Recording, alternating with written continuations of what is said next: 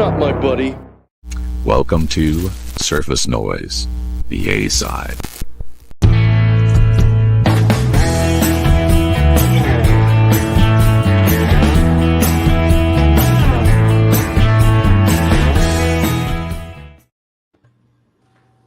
Yo, oh, Jason, are you back in the bathroom? What's going on here?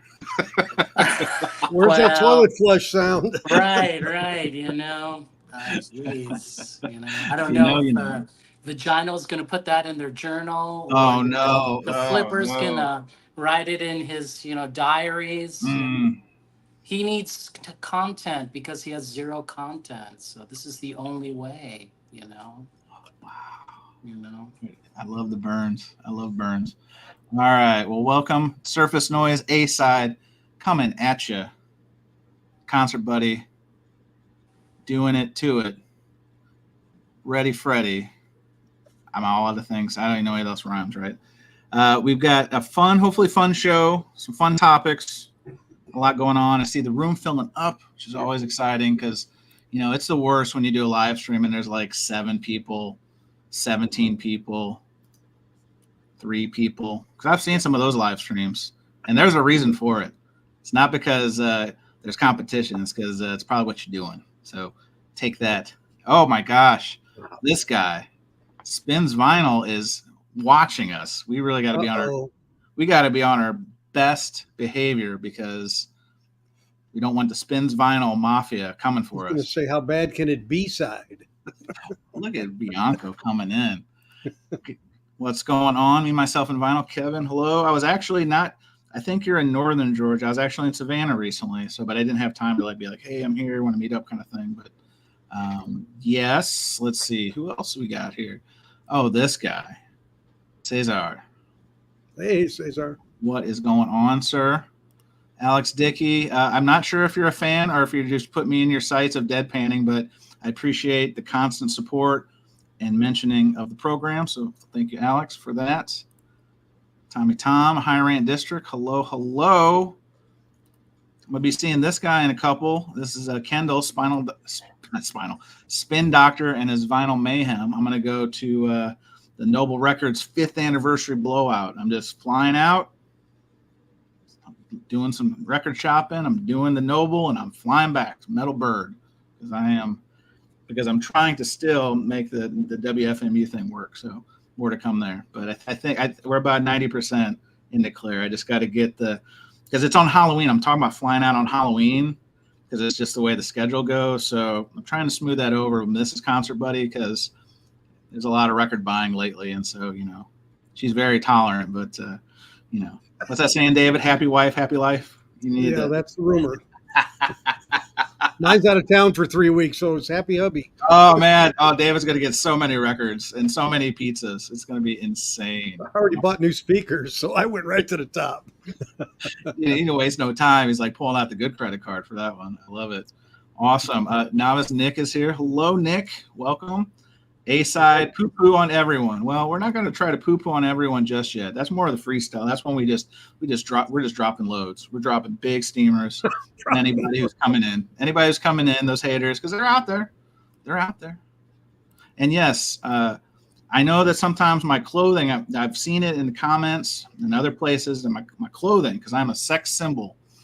Again, this is not the luscious dad bod. It's a father figure. And I've seen this. Apparently my apparel choices really upset people. It's a very triggering thing. So it is after Labor Day. So I'm still wearing white after Labor Day. So that's a big faux pas. However, just trying to mix it up, keep it going. Oh yeah. Scott Wilson, Depressing Matters. Hey, the wrong one. Scott, good to see you. How you been, sir? Awesome. Rix is here. KRWD. If I didn't get you, I'm going to get you, I promise. So anyway, let's get into it, boys. So, I hear my voice. Is that you, Bianco? Are we having technical difficulties? I know my voice sounds so good, you're going to hear it twice. I hear you. Yes. Okay. All right. So I want to set the stage for this one because this is an open topic and it's not meant to There's no judgment. This isn't the way the question and the way that the topic will come out could potentially be misconstrued. This is just more of a experiential kind of thing. But the topic is, let me hide this comment. Are there levels or stages to record collecting? Now, I don't mean like somebody's a level better collector, nothing like that. This isn't a comparison against other collectors. It's more of your own journey. And I think as I've talked to collectors over the years, even through the VC, it feels like there's some symbiotic stages of the collecting game, from the beginning stages of just amass and take whatever you can, to later stages of upgrades, to even the stages in pricing. So let's kind of just kick that off. Jason, since you were first, you actually beat Arnaldo to the backstage area. Jason, you've been in this game 30 años, 30 years plus, Too right? long. Too Too long. long. Been in the game too long. So you've seen all the stages. You've seen the easy to find Goodwill, just loaded up for $5, and now for $5, I don't think you can buy a bag of outer sleeves. So where do you come in on? Do you think, first of all, do you think there are stages to collecting? Sure. And what are, Yeah, sure. what are some ones that you've noticed over the years? I think when maybe you start with new records, you don't care about the pressing. You just see, you buy what you see. That's the beginning. So, for example, you may be just buying a reissue. You may think like this may be the best sounding because the reviews, or you've heard that other VC people have said it was the best. This is a Sergeant Pepper reissue. I'm just Yes. This is the one that I guess the double LP version, but you hear all these people, and then people claiming that Sean McGee, who mastered this, was he was a genius like Kevin Gray. Then you discover after you've gone through that first phase, maybe it wasn't the best, right? So then you go get that stereo UK, right? So you graduated a bit, right? You heard, I know I have it upside down, but maybe that's better that way. Maybe it's better, right? So you heard, right? Yeah, there we go.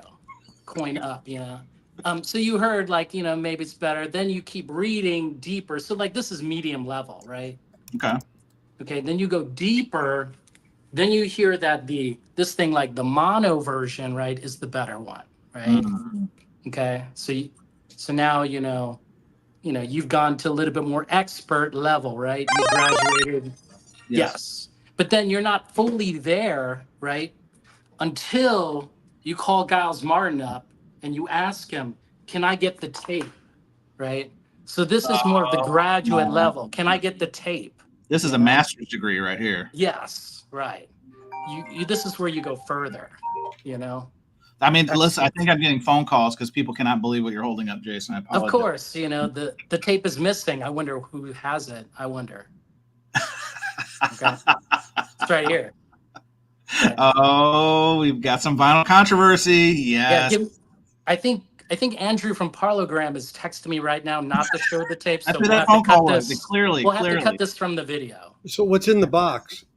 I think candy bars. I don't know. And some burned CDs. I'm not sure, but let's show it again. I like it. I like it. Wow. Yeah. Alex Dickey says, I knew that mono was coming. Amazing. He says, amazing. Can you believe it? Now, Jason, the first question that's coming up is Rick says, what reel-to-reel does Jason play that on? I try to put it in my CD player, I think. Walkman. Fit, Discman? Kind of large. Yeah, a little too big.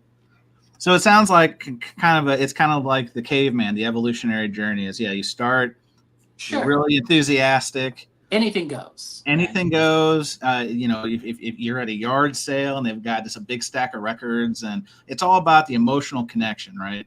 It's all about fueling the enthusiasm, and then trying to find anything you can on the cheap. You probably go to your local record store for the first time in forever, or maybe you didn't even know you had a local record store. Maybe you've been buying records at Target or something foolish like that. But then you kind of evolve. Yes. And you're getting, you're starting, because again, if you don't know what you don't know. Correct. And so you're on the journey, not only on the journey to amass and assemble a music collection that's worthy Yes. of being in your home, but you're also learning, you're amassing information, and you're learning about the reissue game and the racket involved there, and you're learning about hopefully matrices and matrices. Is that the plural of matrix? You're learning about all these little nuances that it can take a long time to learn about. Well, I mean, hopefully, what you're doing now on a serious level, after joking with this, hopefully you're growing your ear and you're listening. Sure. You're able to tell the difference between, say, this guy, right, the Sgt. Pepper's reissue Mhm. versus this stereo that came out in '67, right? And then kind of growing your ear. I think that's the point, right? Before, you call Andrew from Parlogram and ask him for the tape. It's a big baller move right there. Right. So Arnaldo, where do you weigh in on this? Because obviously, you've been a featured interviewee on Vinyl Community Podcast.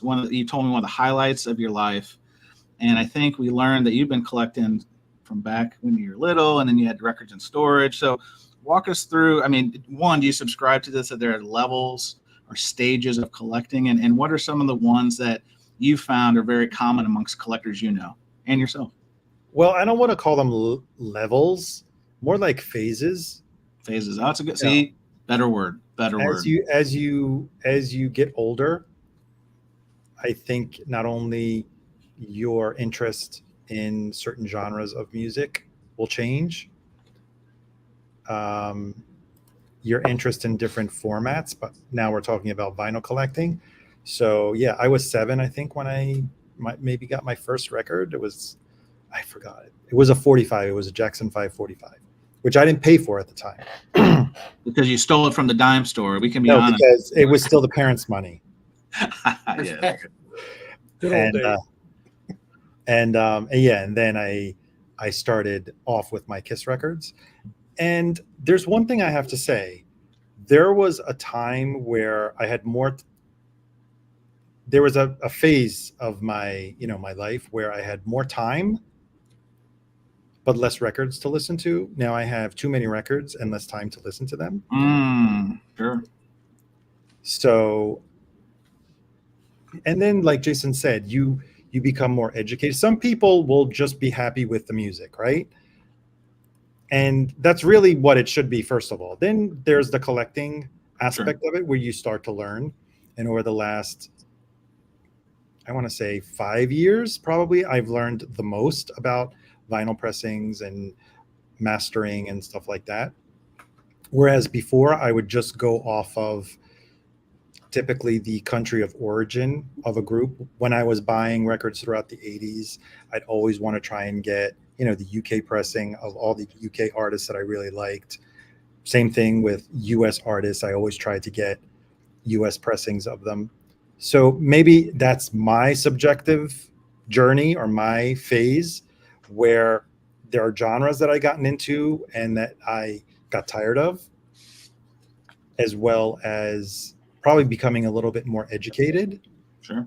Both in terms of music too. There's things that I didn't know about before, genres and artists that I had no idea about. So I learned about that. It's all about what your journey is and wherever it takes you. And as long as you enjoy it and it doesn't become an obsession or something that brings you anxiety or or like opening up a record from Amazon that got shipped like this, basically. Oh, But of course, when I see the picture of the Hey. delivery of this thing leaning against my door, I'm like, I have no hope when I open it that it's not going to be kind of like bent and everything. Pliable bag. My God. So yeah, this is Amazon has really reached. For our audio-only community. So real fast before we move over to David. So when you see that, Arnaldo, do you even bother? Do you just go right to the phone and already start filling out the return? I didn't even open the record.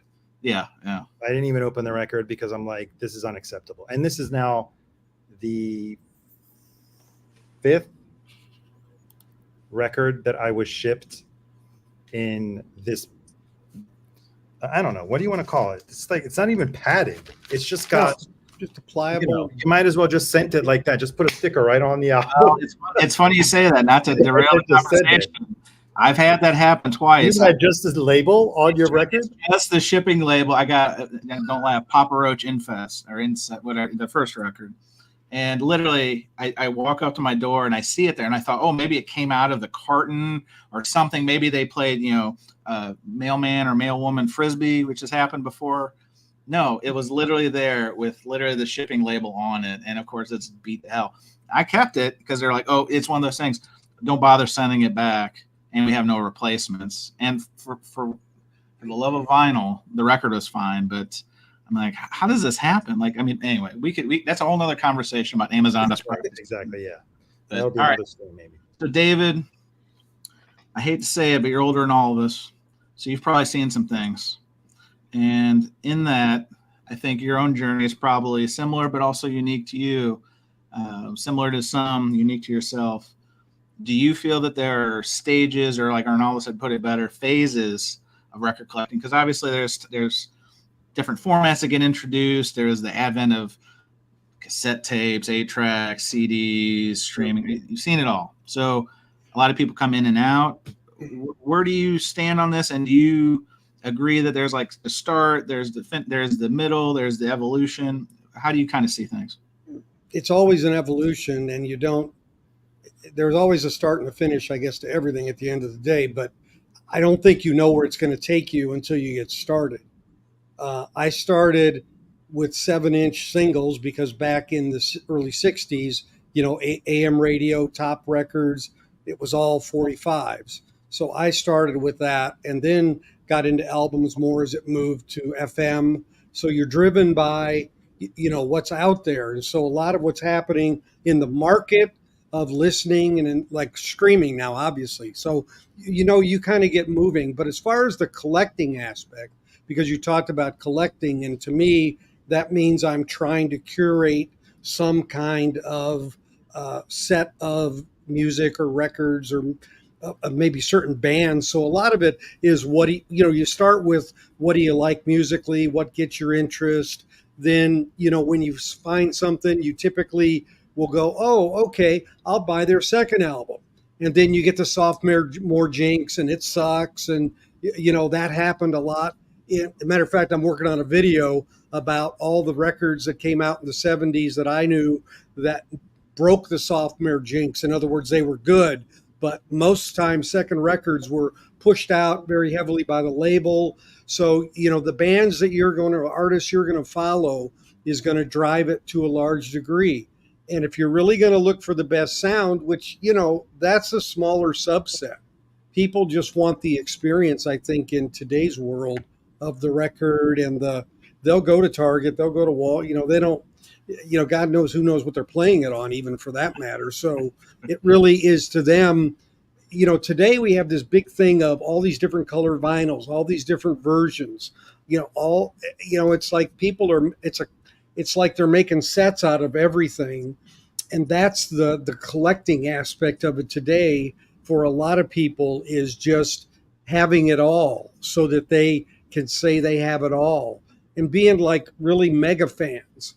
But when the Beatles came out, they were really hot, but people weren't as much mega fans.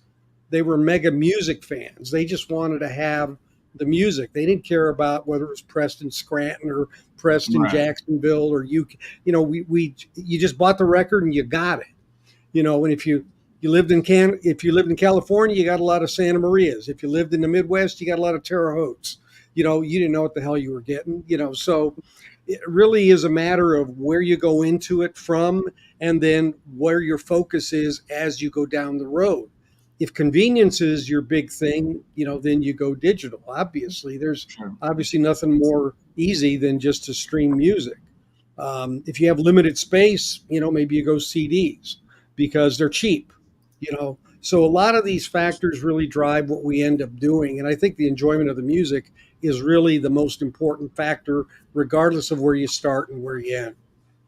No, it makes a lot of sense. You raise a really interesting point too and that's one thing I think everyone on the panel, hopefully everybody in the chat can kind of acknowledges one of the things that led a lot of us back, so to speak, to making vinyl maybe the preferred format that we listen to and consume music was the price, right? The barrier to entry. You could amass almost a ready-made collection just by a great trip to the thrift store or a yard sale or whatever. And obviously now, I mean, if you can find a great record for $5 out of the $5 box, I mean, that's a good hit, right? But now, I don't know if you guys are seeing this. I think so. But CDs, it's kind of, now CDs are readily available, and there's some things that were never pressed on vinyl that you can only get on CDs. So there's a lot of that nuance. And obviously, I think Record Store Day was trying to capitalize this on a couple of years ago with cassettes and just making some cassettes. And I think that's more of a novelty. I don't know if anybody would really want to go back to cassettes, but maybe I'm wrong. I mean, they're fun, but I don't know. Again, teach their own. But it's kind of interesting how that works. It is. Let's so we got a couple comments. Let's kind of chew on a few of these. So I saw Novice Nick was here. It says phases of collecting goes hand in hand with a collector's knowledge, then musical interest again. Now, this is an interesting point because as we were talking about the journey and talking about the learnings, and that was one thing that brought me to watching YouTube content, vinyl community YouTube stuff, is I was interested in learning because obviously I couldn't tell you. I'm going to tell on myself, but when I first started discogsing, if that's a verb, my collection, I didn't know that there was matrix. Like, I didn't know that stuff. So I literally was going to the spine and just putting in that catalog number. You know what I mean? Like just rookie stuff. Oh, yeah. I think we all did that. Yeah, right. So I was like, oh, man, I can't believe all these first pressings I'm getting. Meanwhile, it's just a catalog number. So, but over the course of time, and then if the enthusiasm doesn't wane, then you learn and you're like, okay. Or like Arnaldo, you're talking about different countries of origin and stuff. I was a snob. Like the only thing that was in my want list was U.S. pressings. I'm like, U.S. has got to be the best. Don't ask me why. Foolish. But I didn't know. You know what I mean? Like I didn't. And then there's some things that had no idea. Or even your tastes change.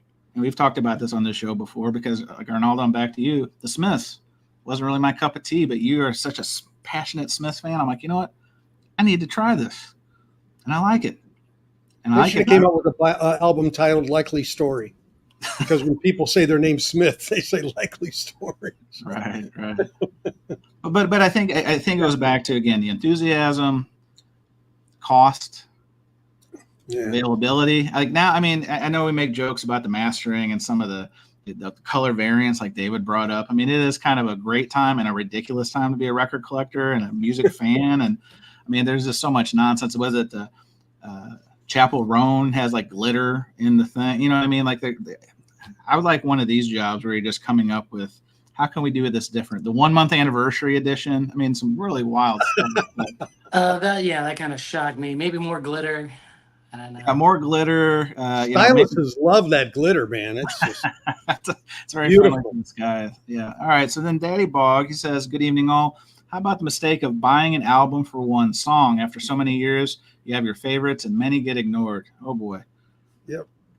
So true. Yep. Have you guys ever bought an album just for one song? Oh yeah. Right. Like everyone's done it. Except Rojas, he doesn't raise his hand. He just gets the 45. He's highly evolved. He's like, what are you guys buying a full LP for one song? Fools. That's fine. But even that point, I mean, Jason and I have talked about this. He kind of inspired me in a way to kind of give 45s another shot because I was like, that's a lot of digging. And there's only so much, especially when you're traveling. I mean, that's a lot of work. Especially when they don't have picture sleeves. Yes. But that's a different stage I'm at now. Like I got a little unique 45 little container. And yeah, to your point on all that, picture sleeves make it a little bit easier. But when you're really wanting to find the obscure, like Jason will find, like he found that Santana. And I couldn't believe it. I was like, I didn't even know this was on vinyl. I didn't know Smooth was on a 45. Now I see it's on a 12-inch also. I've learned, I've evolved, I've found more information. But I mean, but that to me, that's fun. And that kind of continues to keep the fire burning because that's probably another phase we really didn't talk about is burnout. And can we go back to that? Can we go back to that 45 thing? Sure. And it's something that no one has made a video or has even started talking about it. I don't even know because I don't go on the Hoffman forums, but they're probably too snooty for 45s. But do you guys know that I've ever heard of styrene? David, Yep. probably you know what Yep. that is. Yeah. Jason, I didn't know until I went to a Educate me. record This is new to fair. me. I'm a Well, I poser. went to a record fair a couple of months ago, and one of the dealers explained the difference between the styrene and the real vinyl. This happened a lot in the 80s, right, David? Yeah. A lot of the 80s 45s were pressed on styrene, which is basically very thin layer, two very thin layers of vinyl, very thin. And in the middle, what's in the middle, David? Is it styrene? It's like yeah. It's a styrene. It's not a it's not a full real record plastic. made out of vinyl. They were Yeah. going cheap on the 45s. So, and he actually taught me how to distinguish the styrene ones by just flicking it, and you can tell if it vibrates, it's styrene. If it doesn't vibrate as much, it's a solid vinyl record. So yeah, just going back to the thing that I wanted to share, the 45 thing that I wanted to share. I enjoy I'm sure it. Stunty's not here, but he'll probably have some other type of comeback at me for explaining it very, very grossly the the concept of styrene. Well, hey, that's something I had no idea, but it makes sense. Like now, was next talking about the oil embargo. Like if is that David when kind of that came to that ramped it back. Styrene actually started to be used in the 50s. Oh, was it? Okay, I didn't know. I know a lot of But- 80s 45s were. Yeah, what happened in the 80s was after the 70s, well, that's what brought Dynaflex, because vinyl was expensive because of gas prices and oil, Right. which is used for that. So they started testing different things, and I think somebody realized, hey, they used these in the 50s and 60s to cut costs, and they started to use them in the late 70s and starting in the 80s more. I dig it. Well, see, Yeah, I don't something. have any 45s from the 50s, so I wouldn't have known. Yeah, well, yet. yeah. Columbia was really big a whole at stack using them. They were the main label that used them. Which one? Columbia. Oh, Columbia. Now hang on. Now Tom hiring district. He comes in. I call him the Morton's man. So he's got that salt. This one's actually kind of funny. He says the progression is you buy records and keep them inside the jacket.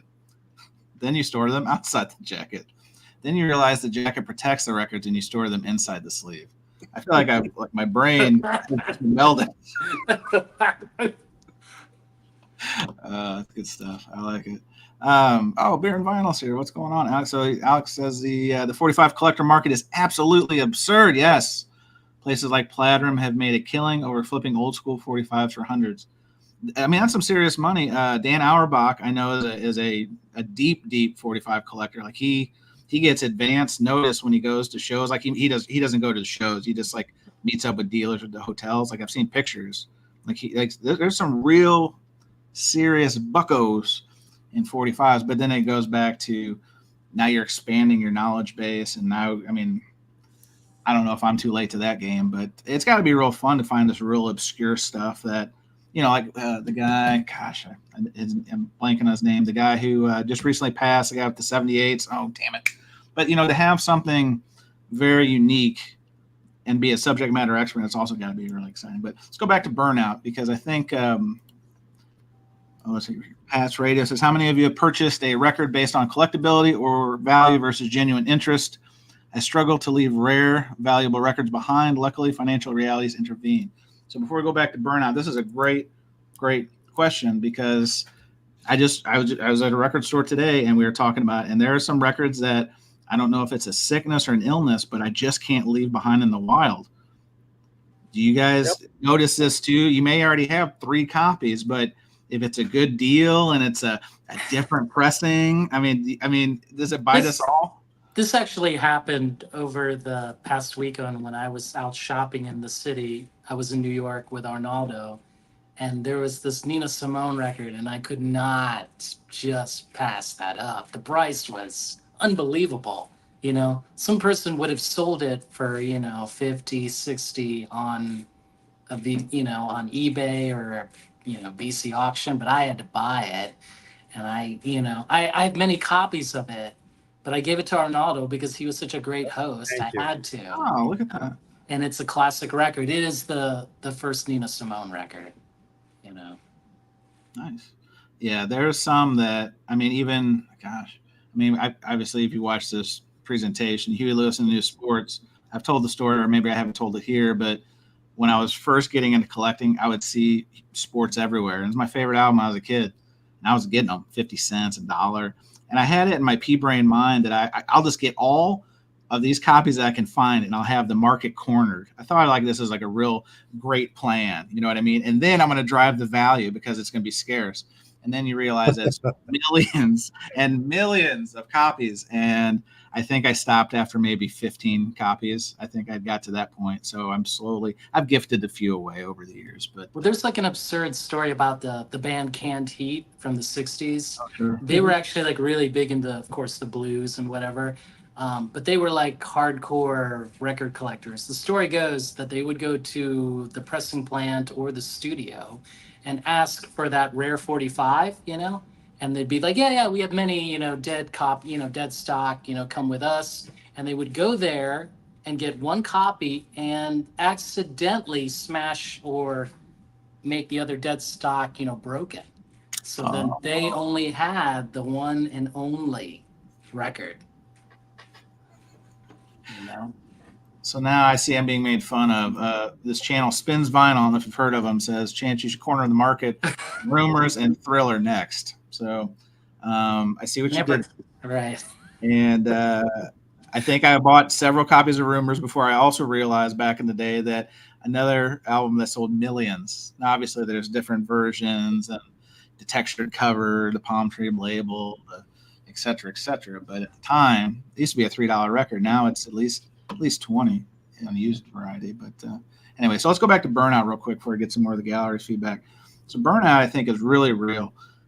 And I'll speak for myself before I pass the mic here, but there were times and have been times where you got to take a step back. It's a fun hobby, but like you said, Arnaldo, like if it starts to bring you anxiety or any kind of bad negative juju for whatever reason, like that's a drag. And I've tried to balance different hobbies I've had in my life to maybe make another one a focus, maybe invest a little more in whatever. Have you guys kind of hit that on your collecting journeys, and what did that look like, and what ultimately brought you back? Jason, I'll start with you. Usually I just take breaks, to be honest. And as you know, like I have too much music to listen through now that I brought the collection together Right. for the first time.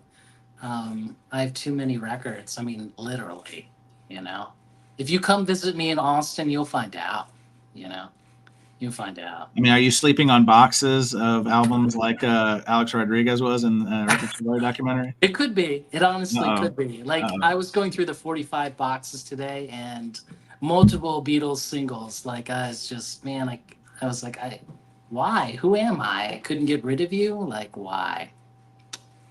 Hey, real quick, Depeche Commode, again, best name in the VC, says, I think we're due for a Huey Lewis in the News one step of sports. I think that's probably a good idea. I think that actually might bring me back to one steps. I'm actually I'm on a break from one steps. Maybe we'll get into that in the freestyle. The MFSL of it is excellent. Excellent. I have. It's great. Fair Which enough. one? Huey Lewis and News Sports. Oh, they made one? Oh, yeah. Yeah, Mofo, Low yeah. Fidelity, yeah. Yeah, they made 83. a fun. Yeah. Yeah, they made it the year it came out. Yeah, I have that one. It's very good. It's very nice. Very nice. Very nice. Concert Buddy, can you highlight Novus Nick's comment? It's a good one. Is it the one he directs at you or a different one? Yeah, yes, it is. All right, so it says, at Jason Rojas, is it okay to visit 3am with a truck? Jason, how do you please do this? If he can get through the gate, right? Oh, that's right. Yeah, Jason does live in a gated community, y'all. So sorry to disappoint. Truck gates are no problem. Unless you can Right, jump just really drive high. through it, right? Yeah, and then you can throw Novus boxes Nick, really tall. he's like, hey, everything $3, right? Like, Yeah. who are you? What are you doing here? Arnaldo, Burnout. What does that look like, or has it looked like for you in the past? Lately, I only buy something if I really want it. Jason, when we went out record shopping, did I buy anything? He was very disciplined. I'm gonna say this. Like a lot of the people that I was with from New York that I met, they were super disciplined. Like they were. I find myself walking away. Maybe I'll spend a half hour, 45 minutes in a record store, If it's not something nowadays that I really want, I have no problem just leaving without getting anything. Mm-hmm. Arnaldo, do we need to send medical attention? That sounds like it could be a No, we need to find a bigger room. the So- space. So no, and that coupled with the fact that, Man, I love that. I love that too, Kanye. Thank you. if I have something already on CD, unless I absolutely love it and I absolutely want to have it on vinyl, how many times am I going to play? If it's an album that was from the 90s, which I've enjoyed many times on CD, which probably I haven't listened to in 20 years, right? I'll buy the record, I'll listen to it once, and then when am I going to get to it again? Right? Then it becomes just collecting, not enjoying it.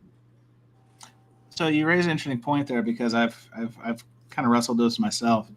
And David, I'd like to get your thoughts on this in a second. Which is totally, I'm sorry, it's totally fine. If you want to collect, for sure. anyone collects whatever what they anyone want, right? spends or does with their time and money is their business. This isn't That's like totally fine. I collect a lot of other stuff. Oh no! So oh it's no! like, yes, but yeah, it all comes to a point where, do you want to collect or do you want to enjoy? But is there a difference or a deviation from collecting something versus archiving something? Because obviously one of the fun conversations amongst collectors, or you'll see it in videos, is people who collect sealed records. And Arnold, you and I have talked about this, because I'm off the sealed records train for a lot of reasons. But I can also appreciate people who collect them and they say it's archiving, like they're an archivist, right? And to a certain extent, they're preserving an artifact recorded a certain way with certain artwork, etc. So, David, what do you think about that? Do you think that has any kind of legs, or is it just it's all part of the same sauce? I have done that, and a lot of times I do it because I'll maybe want to give one away, when I get one, Sure. to give it to somebody, to maybe have that experience like I had, when I first opened it, because I can remember a lot of albums, when I got them, where I got them, what I felt like when I got them. I mean, especially in the early days when I was a kid, and that experience is pretty unique. And I've been thinking about what your topic is on burnout, and I think I've always been buying records and or CDs. I didn't buy a lot of cassettes. I recorded a lot of cassettes, but I didn't buy a lot of cassettes. I was still buying vinyl. So I don't really think I've ever really stopped. I think God's going to take my burnout away one day. Or my wife, whichever. David, can we please have your latest blood pressure reading? We have people in the audience asking if we can have too damn high. Hey, Art, North Carolina vinyl picker raises a good one too. This is one I thought about. He says, "I'm running out of room. My records are behind the jacket. Can you make space on the shelf by putting records in the jacket?" Tom, if you're here, I know you went away in High Rant District. I know you have an answer for this one, but I think we can all agree the short answer is yes. However, is that how you want to collect it? And then you have another level of, you add ringware potentially to the equation. But you're adding ringware anyway. Store the jackets and the records separately. If you're putting it behind, you're creating ringware on the rear of the jacket, because the other record that's pressing against it, it might get ringware from the one that's above it, and vice versa. So I don't get it. I don't get the putting the record outside of the jacket. Oh well, Arnaldo, we agree on so much. I think we disagree on this one. So beer and vinyl, Alex. So Alex, can we start a GoFundMe? He says not necessarily burnout as much as just ... poor AF. So is this the call? You cry for help, Alex. We're here to help you. We don't want you to sell your good records, just sell the bad records, and we're here to help. Look for the Patreon link at the end of the show. Coming at you. Chance, put up Alex Dickey's comment. He wants you to do a specific shout out to somebody. Oh, hang on a second. Oh, all right. Well, this is legit. We've got Alex Dickey says, "Hey, Chance, can you give a shout out to my son Arthur? It's his 13th birthday, and he's a big fan. Well, Arthur, you have great taste in spending your time with this presentation, and thank you. Happy birthday, Arthur. Happy Happy birthday, birthday, Arthur. Arthur. As long as Happy you don't birthday. watch the morning gossip show, you'll be fine. I'm glad I deleted the questionable drops before this show because I Wait, I had. forgot what's the I'll special. get it. What's the special effect? Is it this one? Well, that's It's It's, this yeah. one. Is it this one with the confetti? There you go. There Happy it is. birthday, Look at this. Arthur. Oh, way to go. Well, happy birthday, Hey, Arthur. Alex, did you play the Beatles' birthday for him? I mean, come on, you got to give him some love with the Beatles. I'm just amazed. 13. I would have never thought Alex has a child that old. That's maybe Alex has a more youthful visage than I was encompassing. So good for you, man. I like it. Let's see. Oh, Fred Spectrum Archive says, I can see Arnaldo in a shop thinking, quote, no, I'm not going to buy this album I have on CD. It would just be for collecting. I'll instead buy my 4th copy of The Queen is Dead. Wow. Do we call that a sick burn, or is it's probably a fact, right? That's probably, yeah, see Arnaldo shaking his head. Yeah. And there's certain records when I go to a store, if I see them, I'll buy it. I mean, because I just automatically will buy the copy because I invariably will give it to somebody because I think it's so good. It's You shared the story about the Steely Dan greatest hits. I think was it Bob Ludwig mastered it, or the one he did, and that's one that you kind of keep in the arsenal to give out as gifts. And appreciate that. All right, we got a couple other messages, and then maybe run over. So Michael Tedder actually has a question. He says, "What's the longest anyone here hasn't bought a record?" He says, "I might have gone 3 weeks." So Jason, as 30 years in the game, I mean, was there a medical condition involved, or how long was it? And what was it like self-discipline? Because you can't have patience. I've learned patience from you over the years. Probably like a week, maybe. Just a week. I'm serious, like a week. Was a car broke down and it was just you couldn't get to the shop? Just nothing, going on. Yeah, but those of us who lived through the change of CD and all that, there were years I didn't buy vinyl records. They weren't available. I mean, they really weren't available, to be honest with you. And selling stuff on the internet wasn't available. I mean, none of that. So it was dry spell for a long time. I was buying CDs, but not records. So Arnaldo, what's the longest you've gone without buying a record? I think in Italy, I didn't buy any records, right? So that was like 17 days. But it's probably more too. So, did you find yourself like shaking? Was there like just an instant reach to go to discogs.com and just check in? No, actually, I still have some records in my family home back in Italy, and I had made a stack of records that I hadn't brought back, and then I didn't pack them. I was like, what am I going to bring these back for? Right? I was like, I know these records. I listened to them. I wore them out. I have the CDs, and now you can listen to music whenever you want. But I'm like, do I really need to have them? So I, traveled light on the way back. That's a lot of discipline, unlike me, right? Let me I didn't even track. Let me, I know what I did. Hopefully, sorry. Did you guys hear that one? That was a completely unintentional drop. Where I get my drops from, 101 soundboards. If you keep it open, I've learned this. If you keep the browser open, it'll just play for no reason. So, apologies. I just loaded up on the Super Mario drops tonight, so look out for that one.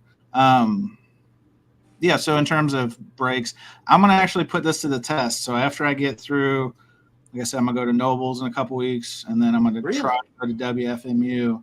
I'm gonna probably shut it down after that point because I think at that point I'm gonna be just sitting. I'm gonna be like Henry VIII on records. I'm gonna need a severe detox. Your wife better watch out. Well, no. Here's the funny. Henry VIII. Well, yeah. I'll probably look. Her name's not Catherine, is it? Her name isn't Catherine. I hope. Got it. David, you must not history. I wasn't ready for the history lesson, David. No, I know that. Hey, Brian, Tokyo Record Style says, not saying music burnout is not possible, but I never heard the word burnout so much till I came to the VC. Stick around. You're going to hear a lot of other words you haven't heard. A lot of There's so much. There's so much. It's like when the Wizard of Oz, you open the door and it went from black and white to color. That's what the VC can do. Sometimes the colors are kind of crazy, but hey, here you go. So Breakfast King loyally asks the question. It's on everyone's mind. Anybody have experience digging in Kazakhstan? I would say no. And I'm assuming he means record digging. could be, yeah, could be. Yeah, we're not digging up. No unsolved mysteries going on here. Our company puts machines there to drill, so that's why I wanted to be sure. Fair enough. Fair enough. You know, one thing that's interesting that we're talking about the levels and the stages, the pressing plants thing. David, you touched on it earlier. There's a whole kind of like subculture, and there's different people. People collect different ways. They collect artists, they collect albums, they collect formats of the album or the artist. I've recently learned there's people who collect pressing plant releases. So they'll want they'll want the Pittmans, they'll want the Hollywoods. Have you guys heard of this too? And that seems, I mean, that's a level I don't think I'm comfortable going because I think Patrick collects a lot of Columbia Santa Marias. I think that's his du jour. Or Santa, I think that's you can get them from there. Yeah. That's pretty specific.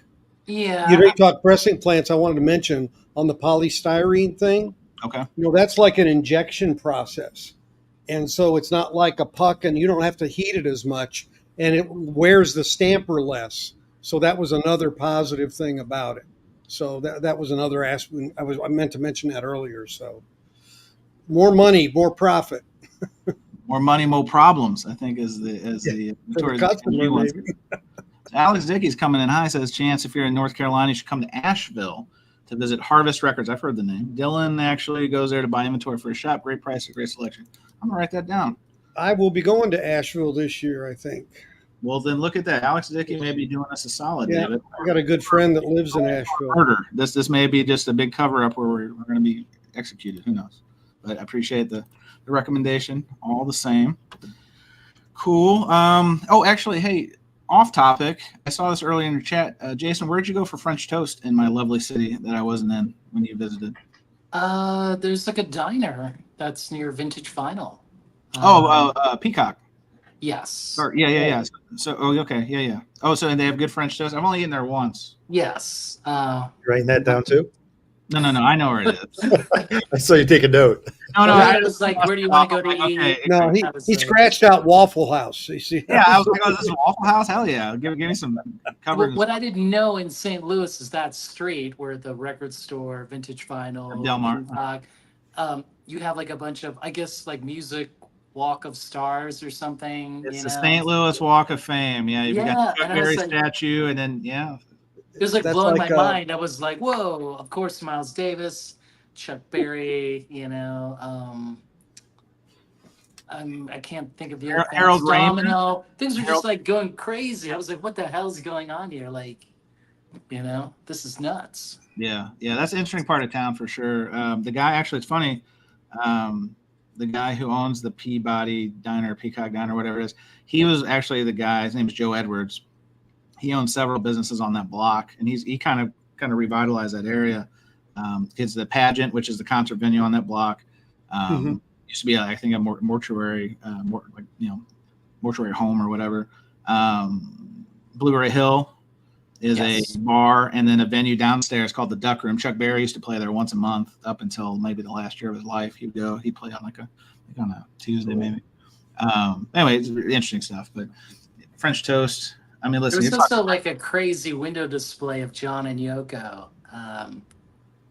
I don't know if you knew about that. No, didn't know that one. Like something like representing the wedding album, and I did take a picture.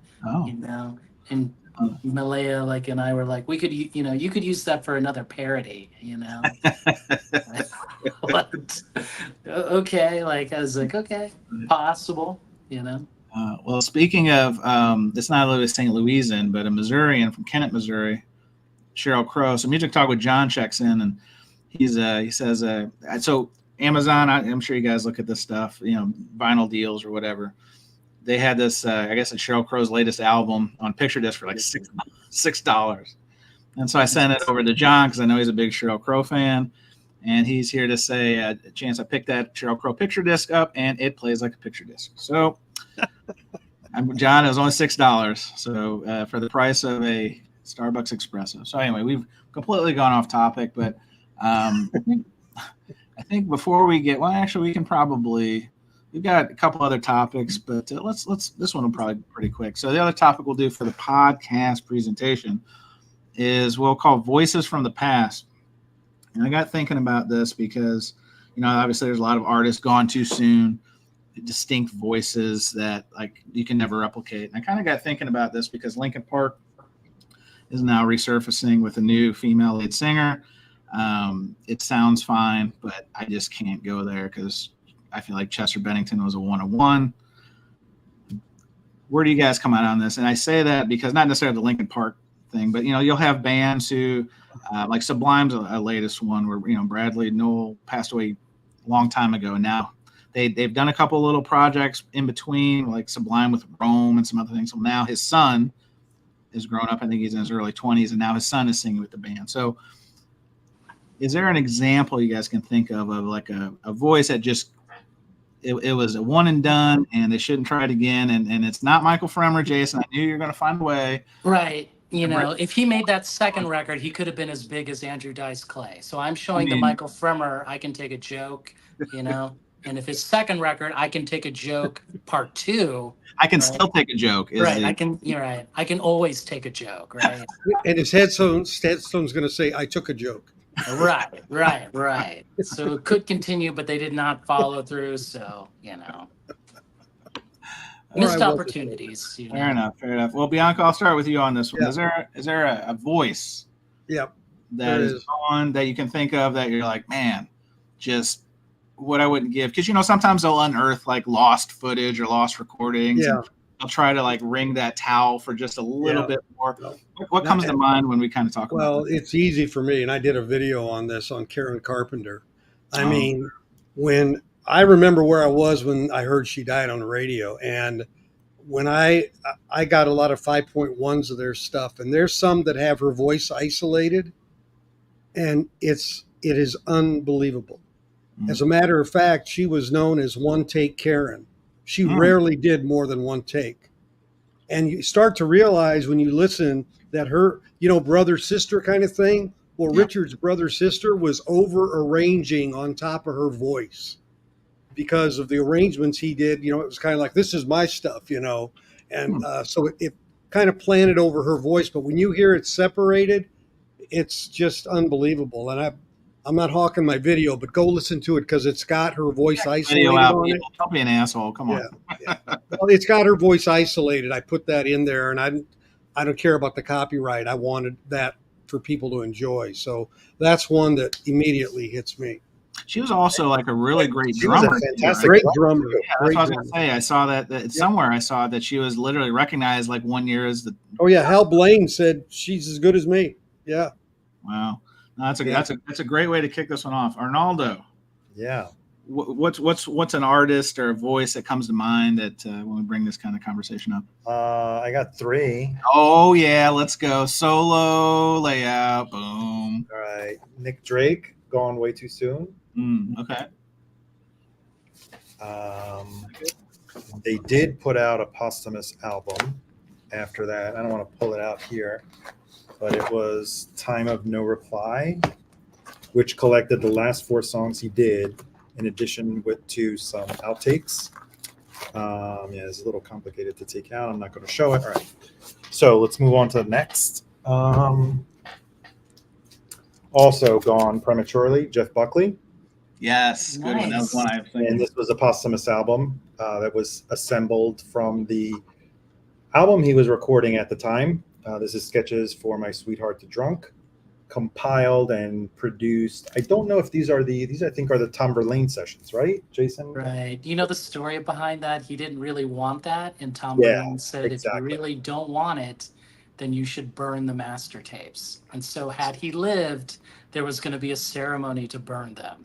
Oh, really? Start over. Yes. Oh, like the end of Star Wars? Well, I believe he was in. That's why he was in Memphis, to start re-recording what he had done already. Yes. And unfortunately, he passed away before he could But at least we got this, which, excellent songs, but they probably needed to be finished, right? Yeah. And then, of course, sadly, posthumous album that shouldn't have come out. There are a couple good songs, but we all miss John Lennon, right? Sure. On Milk and Honey. So I think we could have, especially because it seemed like he was back to his creative streak finally. Yeah. And we probably would have gotten another good chunk of excellent solo albums. And who knows, maybe even a Beatles reunion at that point. It's sometime in the 80s. So yeah, those are my gone too soon. Yeah, that's always one of those like huge what ifs, like if John Lennon had lived, because you hear the stories about, like, I guess was it the first episode of Saturday Night Live, Lorne Michaels came out there and made that offer like literally during the show because he knew McCartney and Lennon were both in New York at the time, come here, blah blah blah. What could have been? I don't know. That's a good one. Mr. Rojas. I'll just show one more. All right. So you don't have to make me big. We'll just go. Can you read it? It says "Lost in You." I can't read the bottom part though. Okay. How about now? Better? Can anyone read it? Oh, oh my gosh! This is the one. I am going to make you big. You know why, Jason? Because this is one of the greatest artists that. Pull away a bit. A little bit more. It's not in focus. Think about mascara, Arnaldo. This is a country singer and his alter ego that wore mascara. It's not going to go well. I'm trying. So if you can't see it, it's Lost in You, Chris Gaines, right? If Chris Gaines would have made that other record, it would have been huge. He could have gave up being Garth Brooks. Do you see how I turned that around? Wow.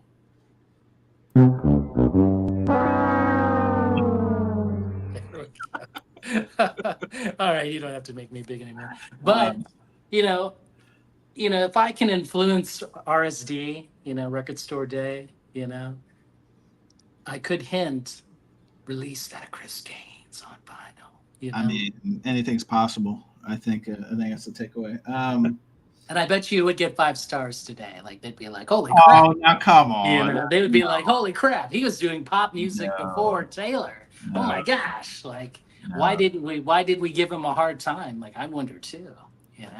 So Jazzbomb Mike is active in the gallery. He's got some good ones. For this conversation, he says Clifford Brown and Lee Morgan, 2,000% in terms of gone too soon for sure. Now his other one, G.G. Allen. Too bad Jose is not here because Jose would have just be pulling him out. Yeah, he would have pulled him out, and he would have been just like spraying everywhere. You've been so excited seeing that one. Obviously, we talked about. Let's get some in the gallery before I talk about mine here. But we got John Bit Bob Boom, says Hendrix, Buddy Holly, Hank Williams. Oh yeah, of course. Those are irreplaceable people. The Notorious B.I.G. Alex Dickey, I guess. I mean, he is a one of one for sure. I will say, obviously we talked about the Linkin Park thing and this Chester. Now Chester is a very unique voice. I don't think he's one of these all timers, but I saw earlier, I think might have been Cesar brought up the Queen situation where, obviously they toured and they're very distinct about it. First they did the Paul Rodgers or Queen with Paul Rodgers. And they did Queen with Adam Lambert. And I think both those guys had a very unique take on the material. But one I think about a lot when I hear the voice, especially, and I didn't grab a record, it's shame on me for it, but Chris Cornell, a very unique, a very wide-ranging voice. Have you guys ever heard like some of the covers like he did a real haunting one of like Billie Jean and he was a lot more than just a Soundgarden audio slave guy. And I would have been fascinated to see like if he would have done some of these kind of unusual projects because his voice was just like a supernova. Is that what he did with Nile Rodgers? I know. Is it the white cover where he's like jumping? I don't know. I thought there was only one solo album by Chris Cornell. I'd have to go back and look. I know there's one. I'm gonna mess it up, so I'm not going to try to guess what it was, but I had to look at that one. The other one I thought about too, and I did grab a record for this, is Lane Staley from Alice in Chains. I do. I have the tripod here. A voice that like there have been bands who, when they do Alice in Chains covers, like it's nice, but there's even a video. If you guys seen the video of James Hetfield from Metallica, he sat in with them trying to do like Man in the Box, and it was James Hetfield from Metallica. Really? You're kidding? Yeah. That It's out. actually happened. It happened. Yeah. Now it could have been some kind of AI or some kind of overdub. It's the first time I ever said, but it seemed like it tracked. But anyway, yeah. So Lane Staley is definitely one. I saw somebody in the gallery. I think it was Pat's radio. Yeah, Pat's radio says Alice in Chains and Blind Melon. So yeah, couldn't keep my interest after the loss of the original singers. It's kind of a tough one, right? Like it's probably a very small list of people who are bands who were able to, like I think of obviously AC/DC being able to kind of chart another course and have almost another kind of career after Bon Scott passed away and then Brian Johnson stepped in. It's very hard to do, and I hope that Linkin Park people work out. It just doesn't excite me, and I don't know. It's not hating on it. If you like it, knock yourself out. And then the last thing before we conclude the podcast proper and go into freestyle, just have a barn burner conversation of anything and everything is Easy Now 27 wanted to ask, what did Puff Diddy have for dinner this evening? Does anybody have any idea? In the correctional What did you say? What did P. Diddy have for dinner? Did you say cinnamon toast crunch? Is that what you said? No, I don't know. The spirits are speaking to us. I think they're coming through. Anyway, because actually, before we jump off that topic, that's actually a really good one. Cesar brings up so Michael Hutchins from NXS is another one. Remember that I actually like this Rockstar NXS show. That was a what's the guy Burnett, the guy from Survivor, Mark Burnett, and I think they did the first season was they were trying to find a singer for NXS, and they had some talented vocalists. I actually liked a couple of the other guys. The guy who won. I think they picked him because he already had like a single they really liked. I think it was called Any Pretty or something like that. And then the next year they did it, but they did it as a whole new band. So it was Rockstar Supernova. And so they had Gilby Clarke from Guns N' Roses. They had Tommy Lee. And then I think Jason Newsted, that was after he left Metallica. And he was just doing side stuff like Voivod and stuff. Anyway.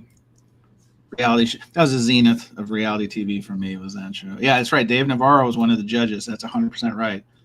Dave Navarro's in the news lately for other reasons, but maybe we'll touch on that in the freestyle. But anywho, all right, well, let's wrap this thing up, this podcast presentation where we're kind of structured. I want to thank my guests, the incomparable, most hated man or most controversial man in the VC. His name is Jason Rojas. Jason, thank you for joining us. Thanks for having me, Concert Buddy. VC is a hard life, It's a hard knock life. Got to stay real, When you're staying real, it hurts people, This is a story of one stranger. Right, with too many records. Right? Then, the channel, Fidelius_frequency. And if you don't know the channel, go to hell. It's Arnaldo.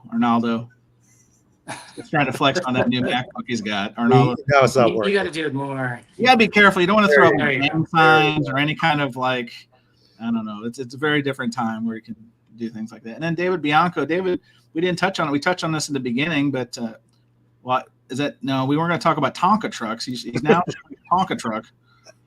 David has officially lost his mind. He's now showing Matchbox cars on the presentation. That's it. David, in your new listening space, thanks for joining us. Yep, thanks. Thanks for having me, Chance. You got it, dude. You got it. All right, let me flip the artwork, and then I'll know that we are straight up freestyling. I don't have a little. Actually, hey, Spins, if you're still here.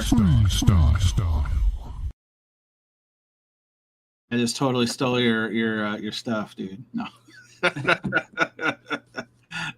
That's funny. All right. Well, let me switch one more thing over. Where are the banners? I'm glad people are sticking with us. This is good. No, they haven't migrated over to Steve West. They haven't migrated over to the more serious. I don't know that is he on tonight?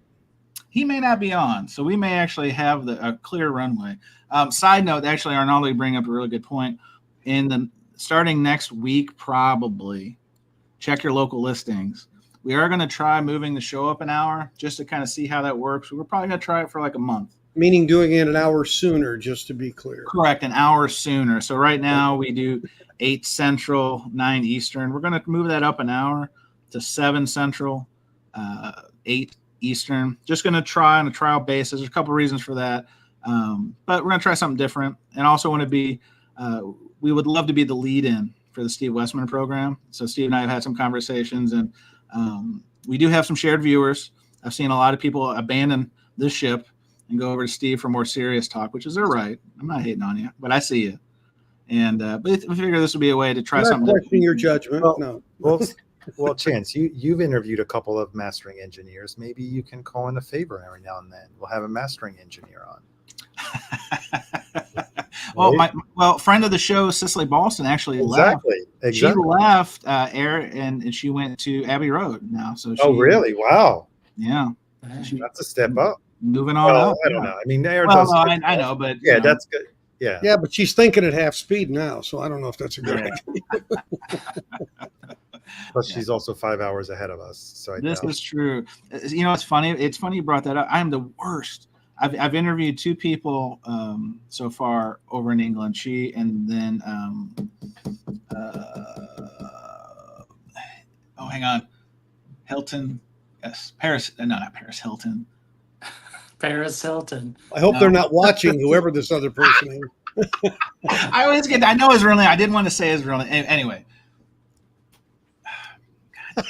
I know who you're talking about. You know who I'm talking about. I don't want to mess it up because I want to say his name. Paris Hilton. Thank you. It was on the tip of my tongue. Well, thank you. Paris Hilton. Oh, I'm so my man. I'm HB. I'm sorry, dude. Totally botched that. But it's on my tip of my tongue. But I didn't want to say your real name because I know your real name.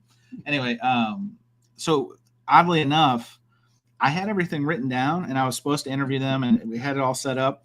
And then literally, like I was like an hour. I went to Google to make sure I had the time right. And both times I was literally just didn't know what I was doing. So anyway, we do have some pushback. We do.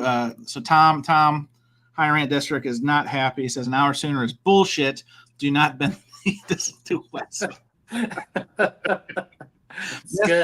This is more of a, it's not necessarily for Steve, but because Steve actually reached out and said that he was going to potentially move his deal. And I said, well, why don't we check with the guys? Maybe we'll do an hour sooner. There's pros and cons to it. My biggest con, just to be fully transparent, is I just don't want to lose our West Coasters. Tom, you're one of them. You're one of our cherished West Coasters. I won't say where you're from, but just to make sure that we do get our regular audience and kind of be sympathetic to that. So we're going to try it. We'll see how it goes. Hell, it may evolve and maybe 7:30 Central at somebody. Who knows? But we're going to try something out. Steve's a nice guy, and this is actually my idea. So we'll see how it goes. But anyway, freestyling. I think, I just had freestyling there.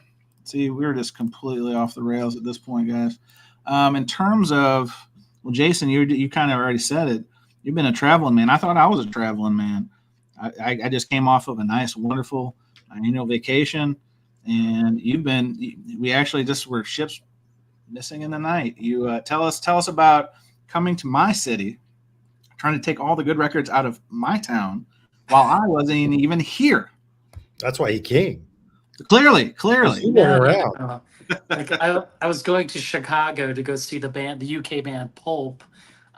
Turns out it was cheaper to fly into St. Louis and go rent a car and then drive up from St. Louis to Chicago. But thankfully, Concert Buddy recommended some shops, and I met up with Malia. We had a great time. I didn't stop Malia from buying that one guilty pleasure, and she didn't stop me from buying Jessica Simpson 45. Wow. Jason is owning it. Of course. Unbelievable. Nice man even came in. I'll go get the 45. Oh my gosh. Yeah.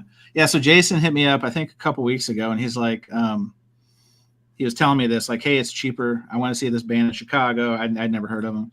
And he's like, hey, it's cheaper to fly into St. Louis. Will you be around? And I was like, well, coincidentally, no, I will not be around. I'm actually leaving for our annual trip. But I said, here, I left them cookies and milk like Santa. I'm like, here's where you want to go. If you do, if you don't go to Yelp, don't take word of mouth on VC videos. Because if you've noticed, I don't really talk about my locals because I like it that way, just because I don't want to see, there we go. Jessica Simpsons. You got this one from the Immortal Record Exchange. One of the places I told them to go. They have over 1 million 45s in this room upstairs. It's insane. And Malia bet me that I couldn't be upstairs like I don't know, like 15 minutes, but I was up there for like a good half an hour, you know? It's a building that is short on the air conditioning, I'll say that. Oh, yes. It was super hot. But the guy up there, he was super friendly, and I had a couple unpriced, and he was just like, how about $2 or $3? And I was like, man, I could come back here and really spend a day, you know? It's one of the shops that I will, if it's somebody who's coming in, like when Joey Callio came in to play with Dada, and we were connecting, and he only had time to really go to one shop. That was the one. It's a very unique space, and I that's the one. If you're just in St. Louis for a minute, there's some shops that are a little bit more what I'll call like collector havens for the way they curate. But in terms of volume and just things you'll probably never see again. I mean, he's got like a whole, like Gene is the owner and Jen is his daughter, and at Record Exchange, and they have like a whole section. Michael Tedder, if you're still here, I've run into Michael there. They have like full albums from the 50s. Like, I mean, it's wild the kind of stuff he has there. So why did you have me to go to that other dump when I was there? Well, that's I'm okay. going to show one more record. So full disclosure, David was coming through St. Louis, and I was trying to meet up with him, and I took him to a place called Planet Score, which is one of the better curated spots in town, one. And two, since you had family in tow and you only had maybe an hour or so. Yeah, right. Record Exchange is not like an hour place like that. Yeah, is. I'm just No, to anyone who's coming through St. Louis, I'm happy to kind of guide you if you have a limited time or a certain kind of objective while you're in town, because there are some places that I would recommend avoiding, but I'll never say them publicly because I don't want to like be rude. Oh my gosh, look at this. Hello.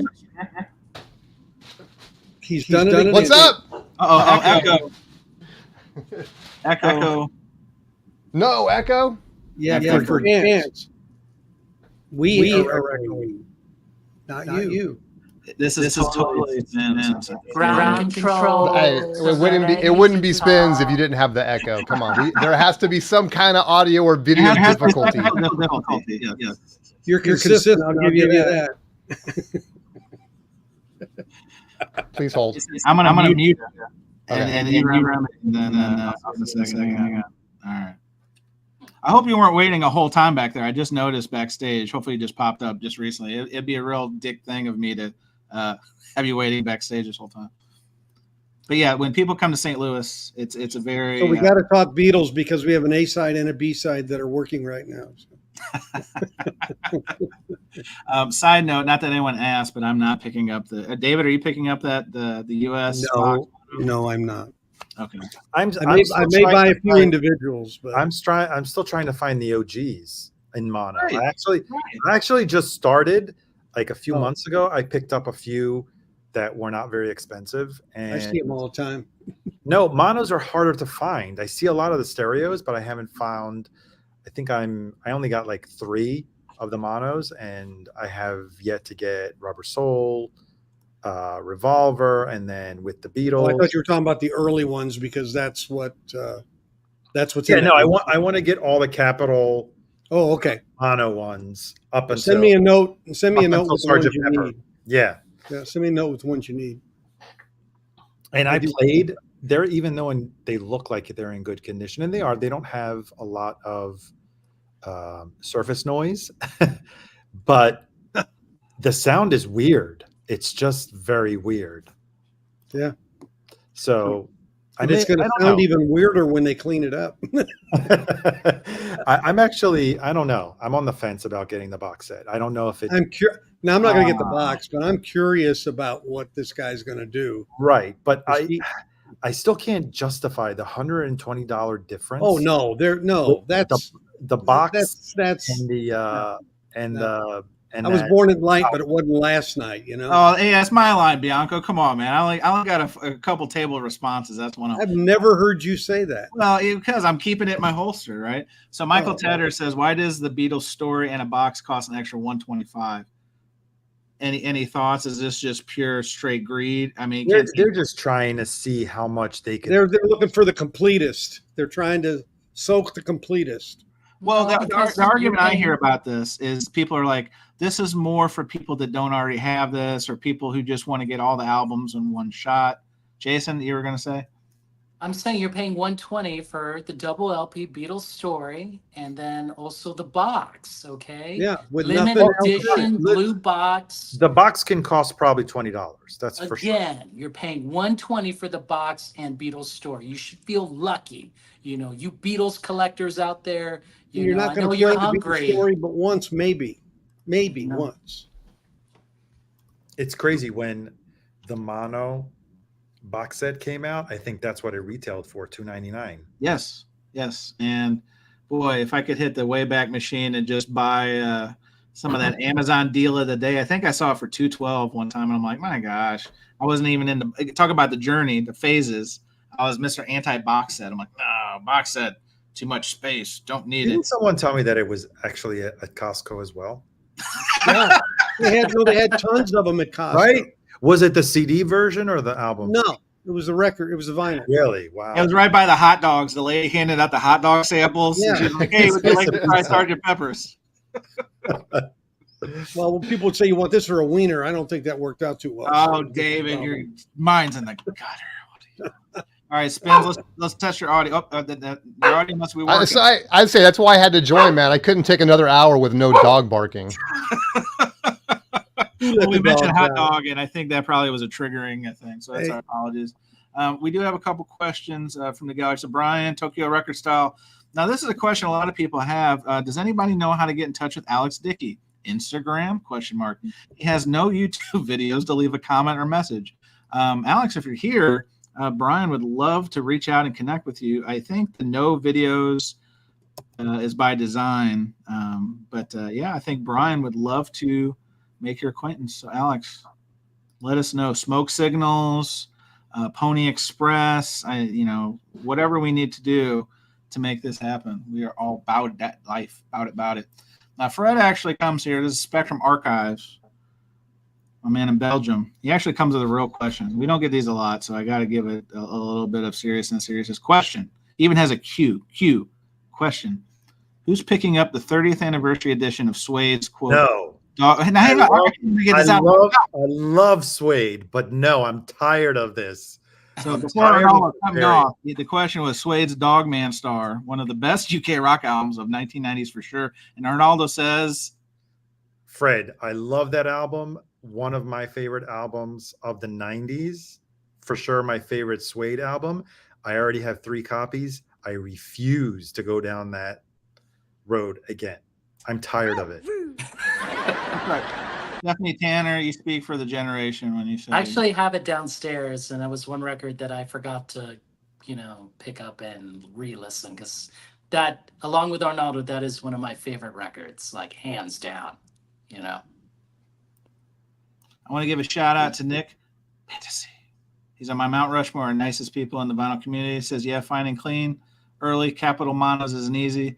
Gonna just buy a few singles. Don't care about a box. That's right. Listen, this is how the revolution starts. You can tell them to take this box, turn that sumbitch sideways, and stick it. We don't need this. Our shelves will thank us later. Speaking of, I saw this one today. Did you guys see this? John Moreno brings up, forget the Beatles, get to George Harrison, Living in the Material World.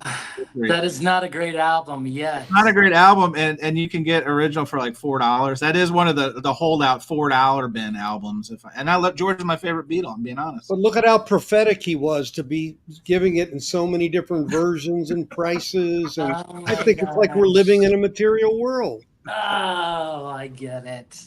The $4 OGs never stopped you guys before now. Don't use that as an excuse. Yeah, right. If they had $150 UHQR, you'd be down there buying them, as long as there's no seam splits. Well, No, yeah. those are exclusively for Mobile Fidelity. They own the patent on seam splits. Man, Oh, okay. have you guys seen the Facebook group, the MoFi, so many people posting about that Simon and Garfunkel arriving with cichlids. It's like they can't get one of them out.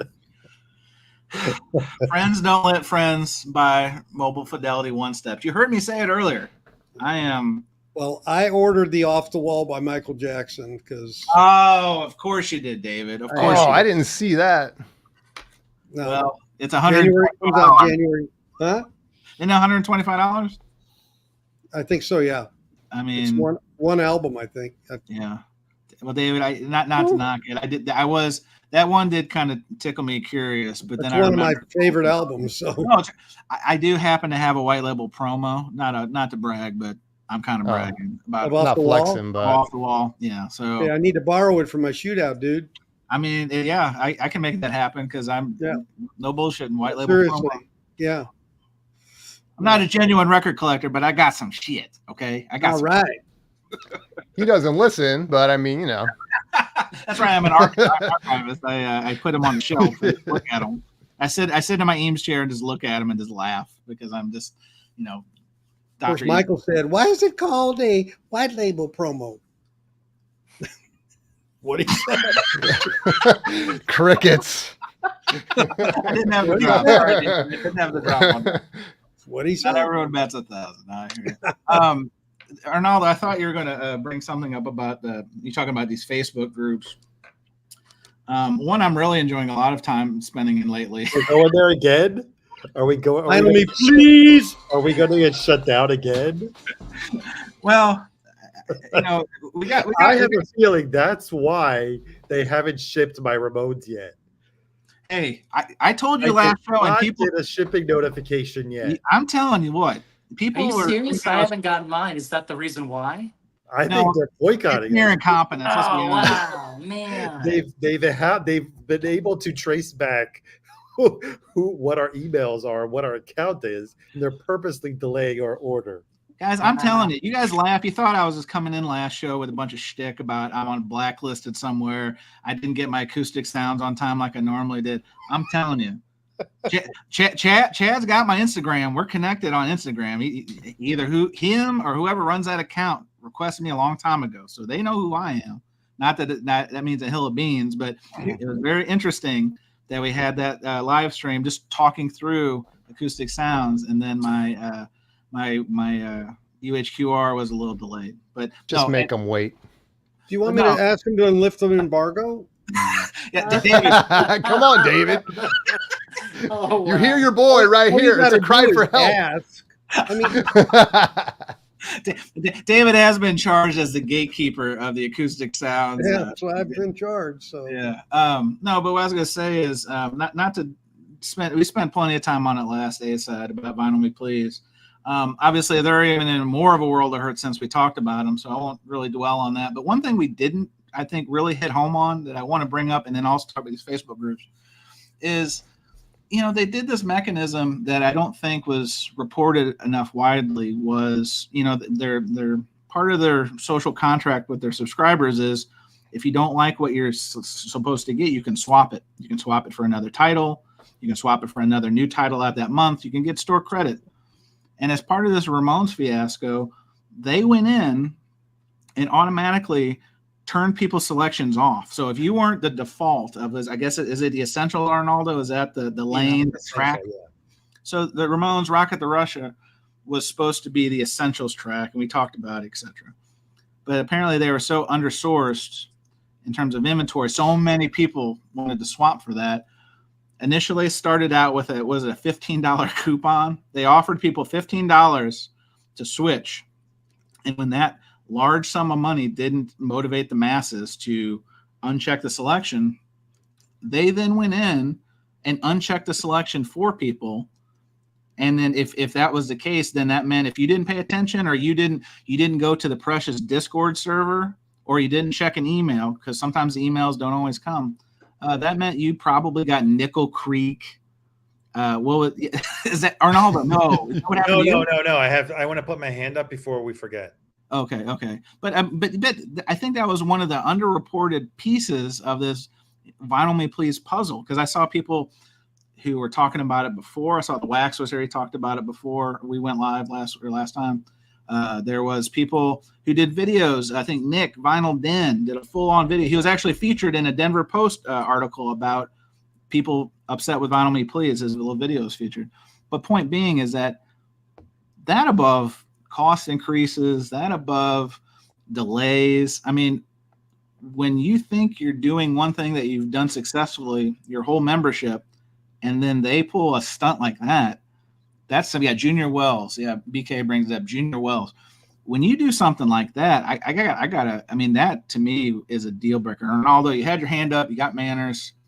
What would you like to add? Two things. Yes, I'm gonna give you a solo layout because if you're blacklisted, it's not gonna hurt. So go ahead. I forgot the first one. So let's start off with Fred's comment. Okay, so yeah, hang on, I got him. Here he is. That one. So Fred said, and if you can pull up the HHV website, you'll be even more pissed off. Oh, hang on a second. So Fred, if you could read the comment, Arnaldo, why I do that. And then, VMP News seems like HHV.de in Berlin will be stocking VMP releases from now on. Their pre-order list is full of them. Good thing? I don't know if it's a good thing. Maybe for you guys in Europe, but for American members that have been paying a lot more than what they're on the HHV site, I'm a little pissed off. So this is HHV. I'm on the site. I put in Vinyl Me Please. Here we go. Okay, hang on a second. So I'm going to do this thing. This is a technological maven. I'm going to try to do this. Hopefully you won't see my my porn on my tabs I have queued up here. Let's see. Where is that? Here we go. Okay. All right. So, and I'm going to do some of this funny business. See, Spins Vinyl taught me this. He's a wonderful channel. He's also not at his desk right now. But all right, so you go to this HHV. This is a European retailer, correct? Yes, correct. And so here we go. Don't mind the Beatles stuff. We got some Vinyl Me Please titles, everybody. These are for subscribers. Nina Simone, Baltimore, Vinyl Me Please edition. 3374. We've got McCoy Tyner, Trident, Vinyl Me Please edition, also 3374. Do you also want to do a split screen and pull them up on Vinyl Me Please? How much they're priced at? Oh man, this is a real technological stuff, man. People are watching on their phone, Arnaldo. Come on. How much real estate you think? Could you also come on, man. This ain't Vinyl Me Burger King, man. I can't do all this stuff. But you got the Alice Coltrane Transfiguration, 4124. It's a 2LP'er. You've got the Teo. This is a real hot one. I know I saw the Jazz Bums and some other folks. These last two titles just came out. Yes, these are farm fresh, straight out the way. We've got Grind. Talk about dead stock. Those just came out. Alice Coltrane and the Teo. No barking, Bubs. Yes. So the apologists, because there's some Vinyl Me Please apologists out there, and I'm not trying to single anybody out, but they'll say, "Oh, this is just their way of liquidating dead stock." But to Arnaldo's point, dead stock is not something that literally just came out within the last 90 days. In my opinion, that's not dead stock. That's just active stock. It's something that, I don't know. I mean, yeah, these Earl Sweatshirt, that's a new one. Let's see. Charlie Worsham, that's also a new one. Right. I mean, come on. Oh, there's the Meters one. This was an exclusive. I bought this actually at my local used, but yeah, I mean, some of this stuff, the Sarah Evans. Oh, now here we get into, and this is something we did not cover, and I apologize. But, they tried, remember last year when they did if you sign up for a full year, we're going to give you 8 free records. And it was a wonderful offer. I took them up on it, and I'm full transparency. But you know what, the records, I didn't enact it at first because I was waiting for like those people who are like just getting it out the way. I was hoping that later there'd be some titles I was interested in. There were a few. But for the most part, what was left is this title, Sam Hunt, which no one really wanted. Sarah Evans, a nice young lady, country singer. Her title, Restless. Miranda Lambert. It was basically, and Arnaldo will probably back this up, it was the stuff nobody wanted. And that's the stuff that was coming in the free box. There was maybe a couple of decent titles. This Brat title has been out for 4 years. I mean, this is the epitome of dead stock. But again, Alice Coltrane just came out. Boom, boom. The Teo just came out.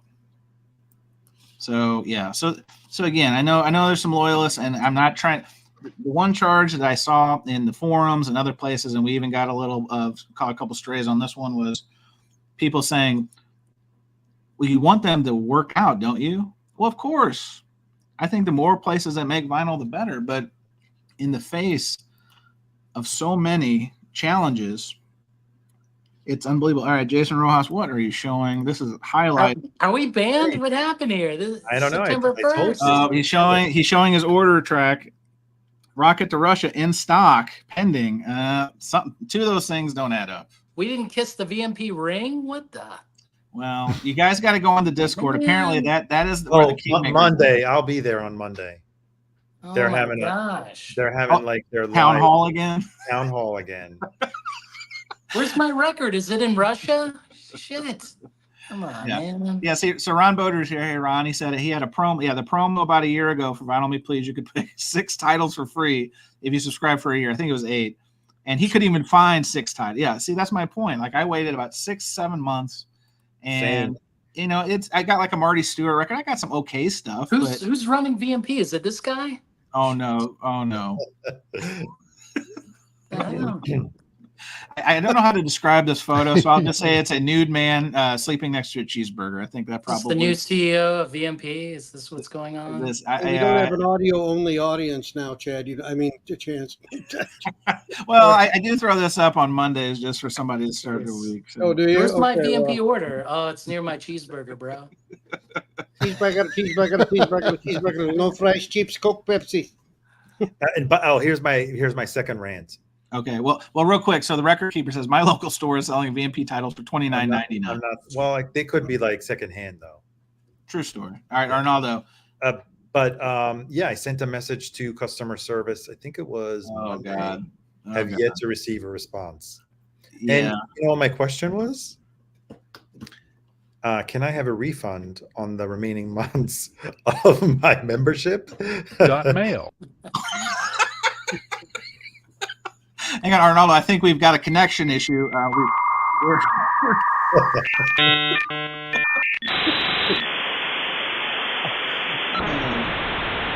You've got mail. Oh, hang on. I think they just got the email. It's funny you Okay. bring that up, Arnaldo, because have you guys noticed this? And again, I'm not trying to dog on Vinyl, but we're just open conversation. Some of these customer service responses when they do come through, and again, I like Paulie, Palladium, whatever. I like Paul, nothing personal. But some of the names, like, because we talked about this on the show 2 weeks ago, there's some AI elements being involved in some of these responses, and apparently they've outsourced some of the easier, low-hanging fruit kind of things.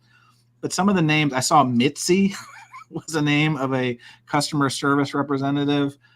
Some of them don't even leave their name; they just have an initial M. Was another one. So, yeah, I don't know. Hello, my name is Bob. How can I help you? Bob. It's a new version of that.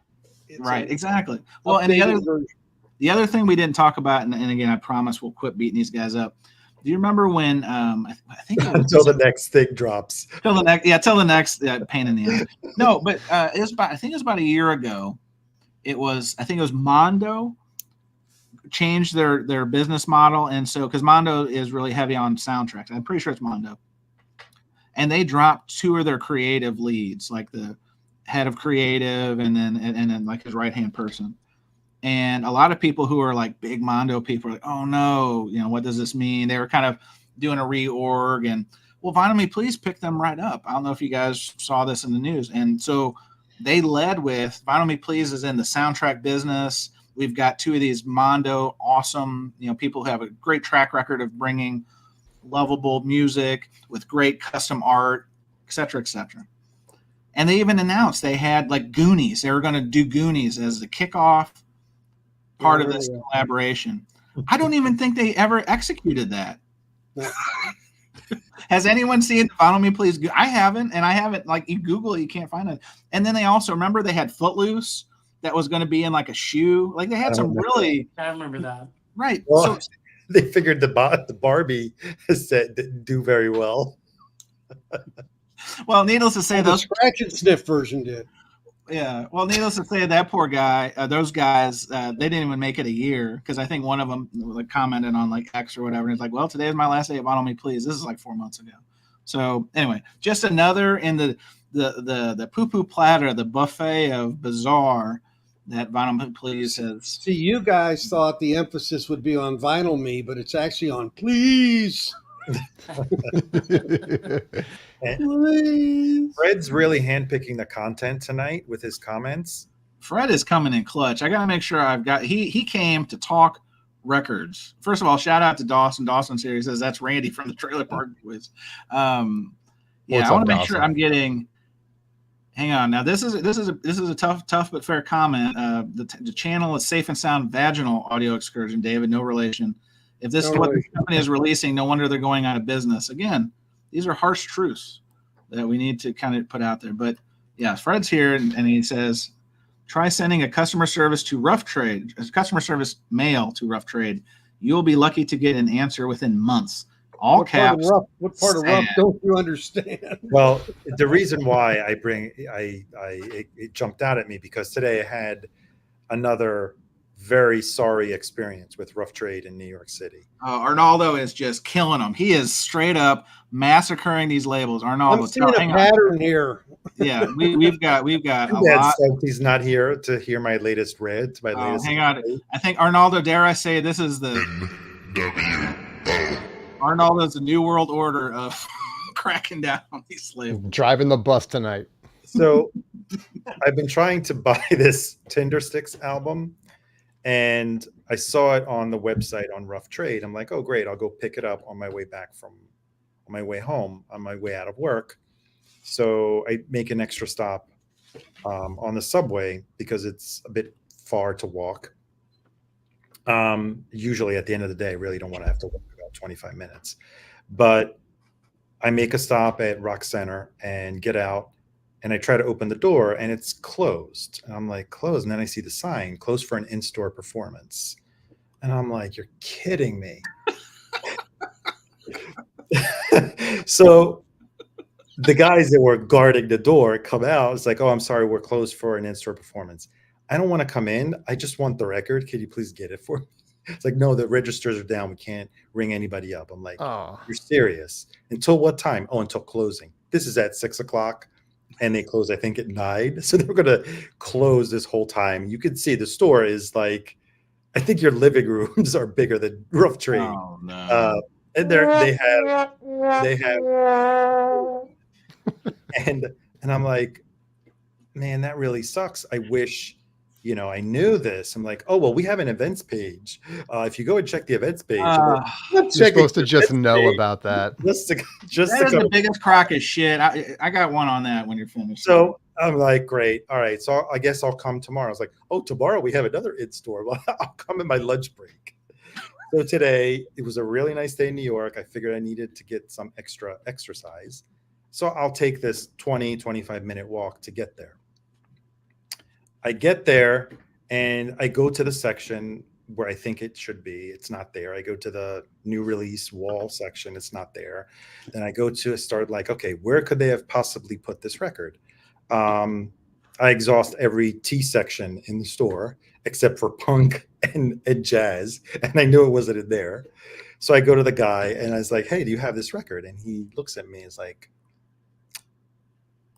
then he looks it up, and then he asks the guy, do we not have any more of the Tinder Sticks? And he tells me, I think we don't have any more. I'm like, you're joking, right? It's on your website. It's like, well, yeah, maybe shipping from the warehouse. I'm like, it just came out Friday. I'm thinking to myself, what did this guy get? 3 copies? And they were like, the mad dash to buy this record. It's like, yeah, I'm really sorry. I'm like, you can order it from our website. I'm like, yeah. And of course, at that point, I'm frustrated, and a snarky remark comes out. Yeah, to have it shipped and arrive all damaged, probably, right? So he's clearly, you ever get the egg on your face kind of look from somebody? Yes. That's exactly the look he had on his face when he told me that they didn't have any in the store. And after my second remark about buying it on the website. Like, okay, so I guess Is there any way you could squeeze out a couple tears, Arnaldo? no, well, I was like, I guess you could make it up for me by letting me into the in-store on Monday for Bridget Calls Me Baby. And it's like, well, I really wasn't organized by us, but I was like, I didn't get the email, and I don't know, I really can't. Did you sign up for the waiting list? I'm like, yeah, I did. I'm not getting any more at all. Like, I know. And then at that point, it's like, well, your best bet is probably just wait for an email. I can't promise you. Like, it's like level of customer service is probably this. I tell him yesterday I showed up and you guys were closed. I walked 25 minutes to get here today and you don't have the record. I'm begging you for one spot in the in-store and you're turning me down. Only 1995.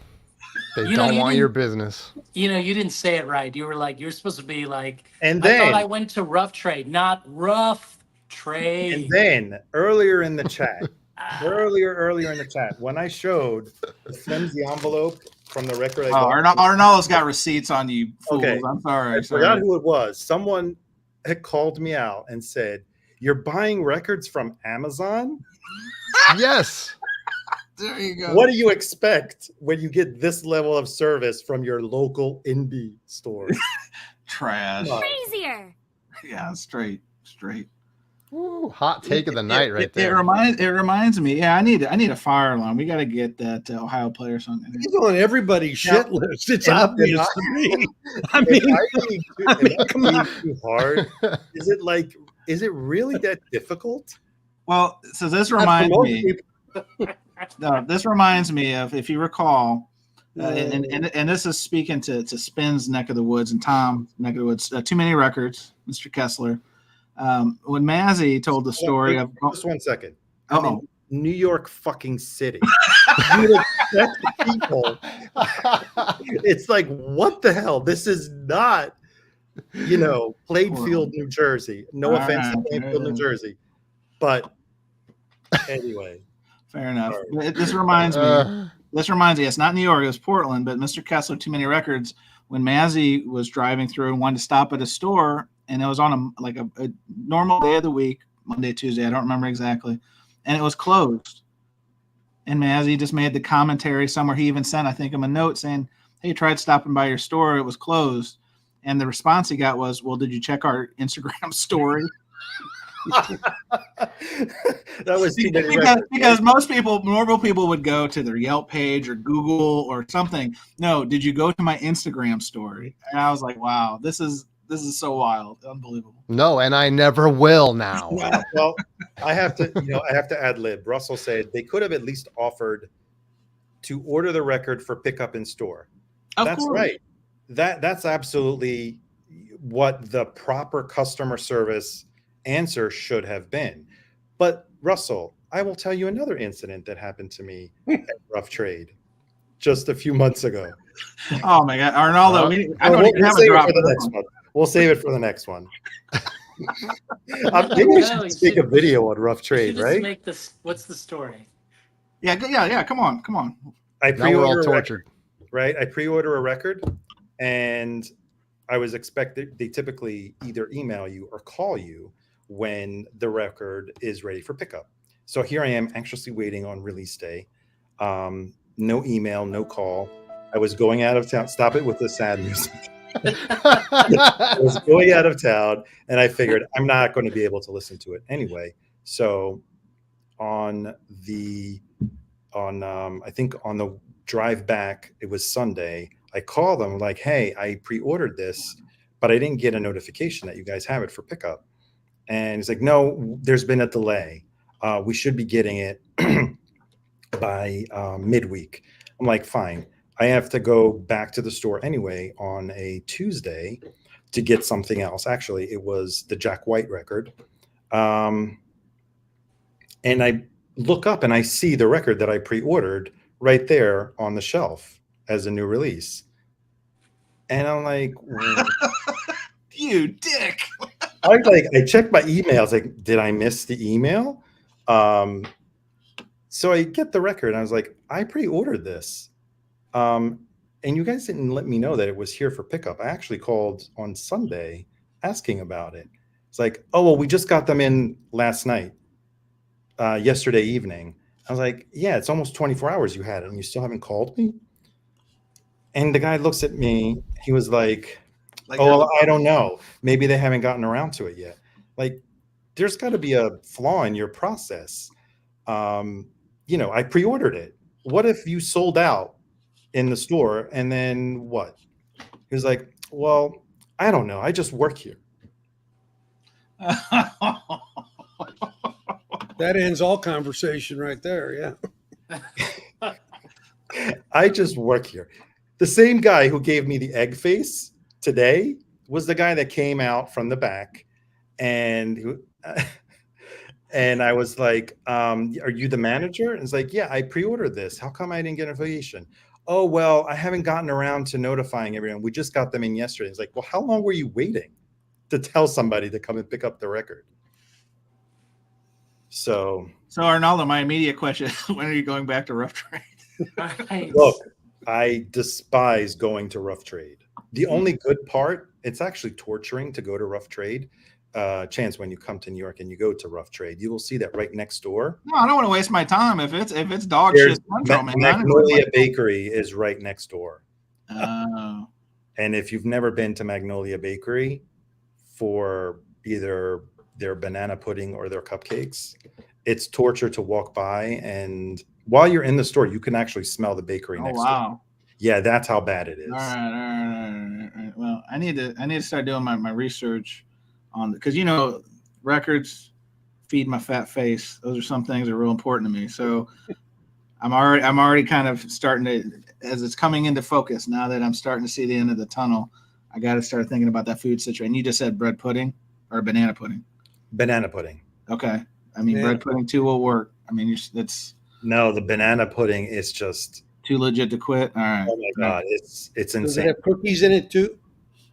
Yes. Yeah. It's got wafers. Oh, it's got wafers. Yeah. Wafer. Sure. Oh my God. It's to die for. Oh, hey, Chance, you know about Josie Records in Dallas, right? I do. Yes, sir. They're opening a new store half a mile from where I used to live.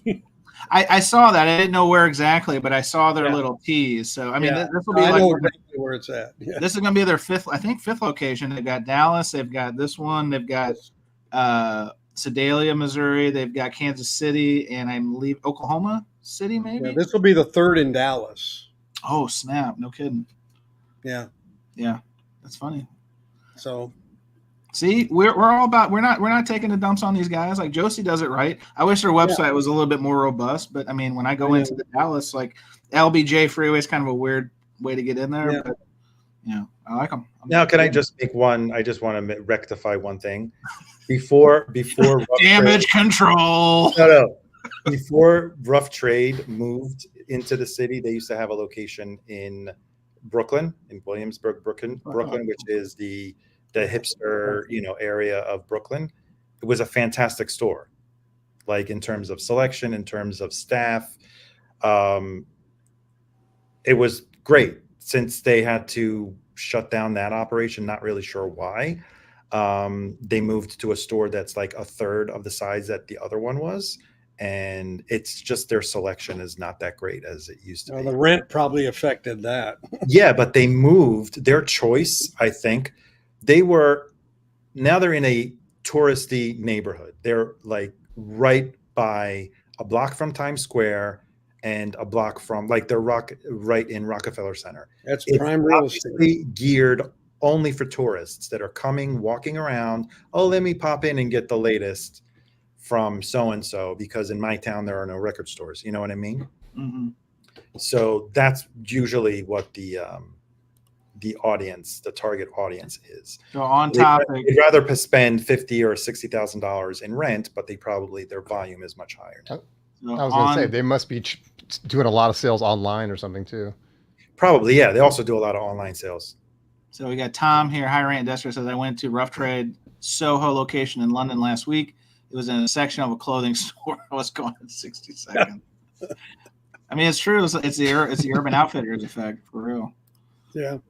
Well, in the last, first of all, if you didn't hear us before, Spins Vinyl has triumphantly came in the back door. Jason, good to see you. I know you had some technical difficulties, and then you left us for a second because Arnaldo's take was so hot it burned the transmission. But we got you back. What's a good word, sir? Things are good, man. Are you sorry? What did I miss? Things are good. Things are good. Well, actually, I chimed in.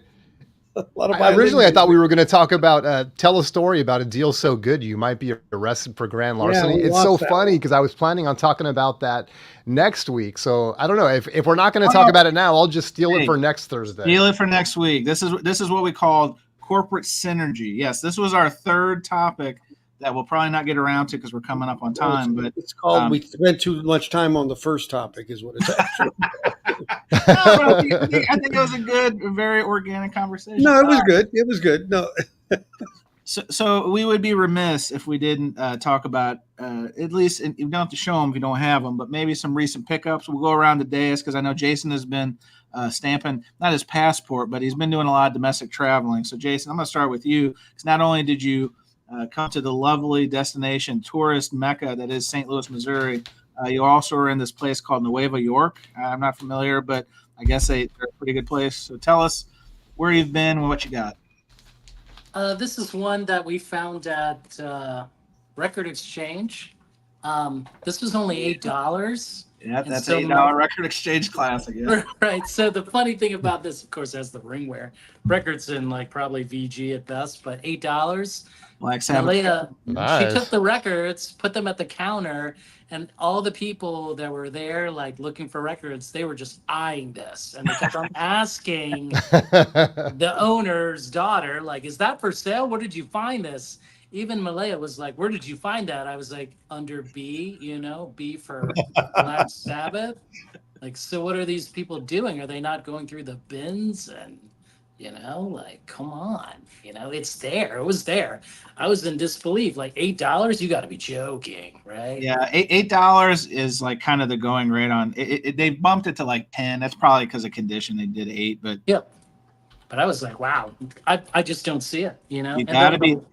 Honestly, DJs love Record Exchange because they're willing to put in the work to get down on the floor, the understock, what I'll call under the bins, and I mean you can find some stuff. And the last thing I do want to show is, again, thanks to Concert Buddy for telling us about Dead Wax. Went there and found this little sucker. Okay. This is that evil Witchcraft Coven record, which I believe this is the first satanic record released on Mercury Records. Oh my gosh. You cast a spell on us. Right. I mean, even like, again, if you look at this, it's got this evil gatefold. It's actually a double gatefold. Are you ready? Wow. I don't know. We have to. I'll show it in the back. Oh my goodness! Sort of buffet going on here. This is a body buffet, and Yes. yeah, we may be shut down from this one, but Right. it looks in great condition. I'll give you that. Yeah. Dead Wax. I mean, that was your suggestion. We had a great time there. Excellent. I mean, honestly, like I've never thought I'd find the Ronnie Foster 45 for two-headed freak, but here it is. For $12. Oh, you went downstairs at Dead Wax. Yeah. This is amazing. That's a new development there. Yeah. Especially that the LP is going for like about 100. And this is 12. Like, come on. So, Jason, as the Board of Tourism for the City of St. Louis, would you recommend coming to St. Louis for your record digging needs? Yes, I would. Excellent. It was fun. Excellent. And then nothing super duper in New York. I mean, I hate to be better than New York on this one. I'll have to get those. You can come back to me. We'll spin around. We'll go a little extra time. I know Arnaldo's gone. Arnaldo is he's getting a big set. David Bianco, you're reaching. What are you reaching for? I'm reaching. I just went to get the records. That's why. Excellent. All right, David, what kind of stuff you added lately since we last? Not much because I've been busy with my room and everything, but I did get this, which I've never seen. It's a label cameo. Well, that blur really sucks. Cameo Parkway. The censored edition. Yeah, right. The Cameo Parkway label had a lot of like dance hits in the 60s, The Twist, Mashed Potato Time. I mean, a lot of Chubby Checker, Bobby Rydell. So I've never seen a compilation of their stuff before, and this really is a good one. Sounds really nice. I also picked up where's it at? Oh yeah, I picked up a 12-inch of Love Shack. I've never seen that before. Oh, a 12-inch. Yeah, I'm ready. Ooh. 52s. Nice. There we go. And then I got this. You talk about Target, but I happen to see this at Target. This is it's the Journey Frontiers, but it has a 7-inch with it. Oh, that's fun. And it's only the young and separate ways on the 7-inch. So nice. This was a clear vinyl one. It's a Chris Bellman cut. That's fun. Yep. And listen, I know I was a little harsh on Target, but every once in a while they got some fun stuff. So, yep, no big deal. All right, Arnaldo, what have you added into your space? Okay. Your home? Of the series, things that I shouldn't buy second copies of, we have. This is the only record that when I went record shopping with Jason, I got. Someone brought up I think it was Russell Howe's Stranded Records. I got this at Stranded Records. It was a good price. I got it mostly because it had the hype sticker and. That is a gorgeous outer sleeve. Arnaldo, what outer sleeves are you using these days? Oh, these, you can chastise me, but I buy them from Amazon. Oh, I don't have the hookup like someone else on this They channel. don't look damaged at least. So, I was gonna say, I mean, that could have been a close facsimile to the vinyl storage solution sleeves. And don't forget. Thanks for advising. Yeah, I had to remove the. It was not salvageable. Yeah, I kind of figured. Yeah, Arnaldo sent me a picture. I had to keep this, and because it was mostly torn here in the middle, it was all rusty, and I was like, okay. But yeah, this is not That the is first a cool hype. own. Definitely. And when you find one of these in the wild, you always get it because it was. That's one of mine too. Yeah. The Lucille Ball, where is she? Right here. Hype sticker, still in shrink. Yeah, it's the true first pressing. And it's a different color combination than the other one that I have. Oh, fun. So yeah, I don't know how many they made, and they may have made like 3 different. David, maybe you know how many. Like the strips are slightly different. Richard would like the follow-up question. Anything from Rough Trade, Arnold?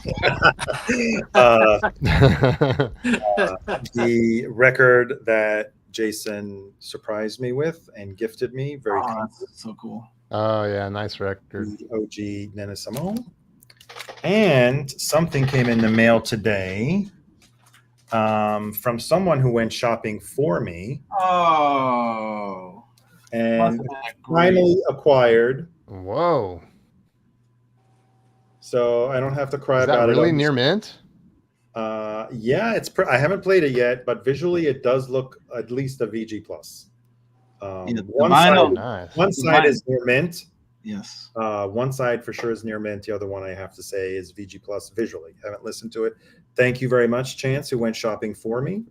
Hey, that's a shout out to my man Josh at Mojo's Island Records. This is what we call the cheap plug, because he was more than generous in the negotiation department when I told him I was trying to hook up Arnaldo with the record that we were simply shaming him for not having in his collection. So shout out to Josh if he watches these.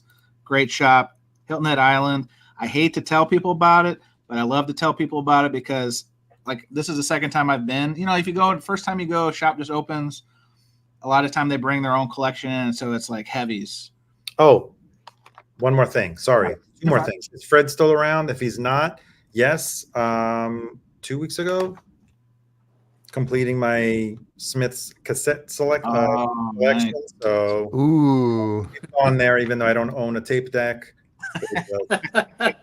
I used to have that Louder Than Bombs in high school, man. I wore that thing out. Now. This is expensive. Yeah, you're right. Dog agrees. Yep, she agrees. This costs more than this. She's like, cassettes should not be that expensive. No, they should not. But I had to settle for the vinyl version. But look how nice. It's got the whole thing. They used to put a lot of care in cassettes. All the Did you get a lyrics. pair of reader glasses with that? No, right? You definitely the reader glasses for these. Jeez. That's all I got. I mean, that's some pretty good stuff. What I was to finish the point about Josh real quick, his shop. So whenever you go to a new store, a lot of time when they have that heat on the wall, it's their own collection, and it was in Josh's case. So when I went back the second time, this is year 2, I've gone to a shop. I guess year 2 has been open. I was curious because, like, how's he been keeping up? How's he been curating it? I'm happy to report that, as you can tell from what Arnaldo just showed, I mean, he's still slinging the heat. So Hilton Head Island, if you ever in that area, it's a great shop. Awesome stuff. I spent entirely too much money on my vacation going back and forth. And the only record, real quick, since we're on topic, I picked up several, but just a quick. I had Tracy Chapman. Still haven't seen the reissue, but this one has a nice, beautiful hype sticker, and this is something I've kind of been dancing in lately, is getting top copies with hype stickers. Real quick, guys have already seen this one, but I got a President of the United States of America. This is the original UK press. See, it says parental guidance, which I think is very funny. And then probably the one that if you weren't making fun of me for the Papa Roach mentioned earlier, I totally give you carte blanche. I got this Kid Rock fully autographed with the entire band, including Joe C. prior to his expiration date. So where else am I going to find this? And it came complete with a COA. Whether or not this is a legit COA deal, at least there was an email explaining where the autographs were obtained, and that was good enough for me. And I was on vacation, so I probably had a couple drinks at that point, and it was a good decision at that time. Anywho. Oh, and then that's awesome. Decision at the time. Yeah. Hey, last one. So I actually haven't even talked about this publicly yet, but some of the guys on the panel know this one. Some of my locals been having some real interesting stuff lately, and I'm actually have to put this in a group thread because I think Jose is not going to be here. But gallery, I need your feedback. So I found that there's this band called the Beatles, the Rick Beatle. Yeah. And I thought this was an error because this looks like it's like undeveloped film. And in fact, it's a very controversial title. It says "Let It Be Naked." So I was like really intrigued. And it's the funniest thing is I ended up finding this. Oh shit! Did I? David, did I pay too much for this? $29.99. Did I pay too much? Were you arrested for grand larceny after you left the store? Or? That's exactly what I texted him. And that was the motivation behind the topic, which will spend. I guess so. Yes. So, wow. Yeah, that was a oops, I crap my pants kind of situation. They had some other fun stuff. Was it sealed? No. It came with the 7-inch, but it's the US one. I already had a Japanese, but I don't have the OB. And then they had this. Jason was showing Paranoid earlier. They did have a nice German. They had several things, which I won't bore you guys with. Jason and Arnaldo have already seen them, but I mean, $20 for a German, Vertigo. And then you guys are gonna laugh, but talking about records that if I see them and they're reasonably priced at shows or whatever, I'll seem to grab them. This Linda Ronstadt, this is Canciones de mi padre, my father. I know they just reissued this. Hey, Jose. Jose's missing out. This is Jose would just be creaming everywhere with what I'm showing there. But I didn't have a copy that was a promo that says the press on high quality audiophile. And I have to pull it out of this wonderful VSS sleeve. Sorry, Tom. I know you don't like the records behind the sleeve, but oh, nice gold stamp. Yeah. And then here's the fun part. So this record's like anywhere from 50 to 100. How much do you think I paid for that? Just not humble brag. Just asking a question. $14.99. Close. $10. $10. Courtesy of my friends Monster Music. They're in Charleston, South Carolina. So Monster is one of my. They're in my top shops. It's a very good shop, and I lucked out with that one over the summer as well. Nice. Yeah, I paid a little bit more. I think it was like around 20, but it's still a bargain compared to. It typically goes around $50. Yeah, easy. 50, like you said, 50 to 100. Yeah. So I actually got one tying it back to Record Exchange. I got one there for $10 once too, but it had a little skip on it. But $10 is still good. So Spins, close us out. Have you got anything fun? I know. First of all, Spins, I'm gonna give you. I'm not gonna read you the riot act, but I'm gonna coach you up. Spins has many whatnot auctions each week, and if you follow him on social media, he promotes them there. I would encourage him to promote them here because he's a welcome space, because he does a really great job presentation-wise. Got some fun graphics. He makes it very engaging. I'm not paid for this promotional spot, but I'm doing it for him because it's totally worth checking out if you like going to Whatnot. And he makes it fun to be there. I try to pop in when I can, just to like see what's going on. But anyway, Spins Vinyl. Not just about the money, that's for sure. That's like some Whatnots. I'm not. Yeah. Oh yeah. He makes it a very immersive experience. And Jason, would it be safe to say that there are probably a lot of repeat buyers? You do have kind of like some regulars there. Is that safe to say? Yeah, I'm very fortunate. I mean, it's a small group because the bigger part of the show is what I do is mystery bags, and we make them themed, and we'll do like 80s, jazz, rock and metal. But the people that love them freaking love them, and they come back. I started adding a new show now where I'll do more traditional auctions. I do one tomorrow. And yeah, it's a lot of repeat business and stuff like that. Tomorrow being Friday the 20th. Friday the 20th, 7 p.m. Central, ladies and gentlemen, 8 p.m. Eastern. Stop by Spins Vinyl. I mean, it's cool. You at least come look at it, see what you think, and check it out. We have fun. It's high energy, and we just try to get great records to people. Everything. The other thing too, I'm proud of is that like everything's really clean. Everything's got inner and outer plastic sleeves and everything. It's funny you mentioned it. I don't want to be. I appreciate you mentioning this, Chance. But today I kind of sometimes I'll surf on there and look at some other people, and this isn't trying to like criticize people, but just slam them. But oftentimes you'll get people that are like, come on guys, this is like a $20 record, bid it up, and stuff. And it's like, I don't put myself through that. I don't start a price at something that I'm going to be disappointed and feel like I have to beg for bids. So you're going to come in, have a good time. It is what it is. So yeah, thank you, Chance. I appreciate you. Happy to. And I did pick up some. Yeah, sorry, go ahead. Oh, you're good. I was just going to say, good. I picked up some things. In fact, I made an acoustic sounds purchase, which I don't do very often. Is this from the Vinyl Vault, or did you get like from their main line? This is from, I guess, the main line. Okay. I was a little short on my Depeche Mode, and they got a couple nice Depeche Modes there, and these are really nice pressings. And it's Violator, of course, the big one from probably, I guess, 1989, something like that. I was fortunate enough to see them during that tour. Fun. And these are really, really nice, man. They're very clean. I looked them up on Discogs first just to make sure they were going to be, sound nice. And they really do. These are mastered very well. And this one's got the inner lyric sheet and everything. It's in a gatefold, presented very well. Love that record. And then the next one, Songs of Faith and Devotion, came out right after that. For some reason, this one doesn't have the lyric sheet. And I think this was issued with the lyric sheet, if I'm not mistaken, because I had one that was. But same deal, man. It sounds really, really good. And so kind of fleshing out the sweet spot for me is like Black Celebration, Music for the Masses, Violator, and Songs of Faith and Devotion. Now I can sleep at night because I have all those now. And then I had somebody local, and I don't do this very often, but there was somebody on Facebook, I think Marketplace, that was selling some records. Yeah, man. And you know what? It was a kind of there was good, bad, and ugly with it, as there always is probably with these kinds of purchases. But there was some clean stuff in there, lots of singles. And again, on the Depeche Mode tip, they had Master and Servant, a super clean copy. I mean, I don't even think these things were ever spun, man. Not an expensive record, but add it to the Depeche Mode for sure.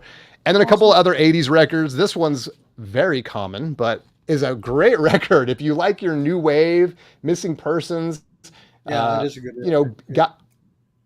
Guys that played with Frank Zappa back in the day, right? You got Terry Bozzio and Warren Cucurullo. Yeah, Warren. No, who's the guy? The guitar player. Was it Warren?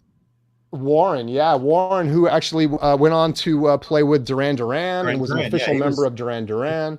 Many years, yeah. Then amazing guitar player. And basically, Terry Bozzio and Dale, his wife, who's the lead singer right here, went to Frank and was like, go make a band, guys. And so they did. And this is their first album. It's so good. Kind of went downhill from there. It's one of those stories where they end up getting new producers in the in the booth and stuff. But this one's very good. And the last one I'll show, I've been wanting one of these forever because one of the tunes on here is on the Ferris Bueller soundtrack, and it's Sig Sig Sputnik. Wow. And it's just got this goofy, really awesome cover, I think, man, like this robot and everything.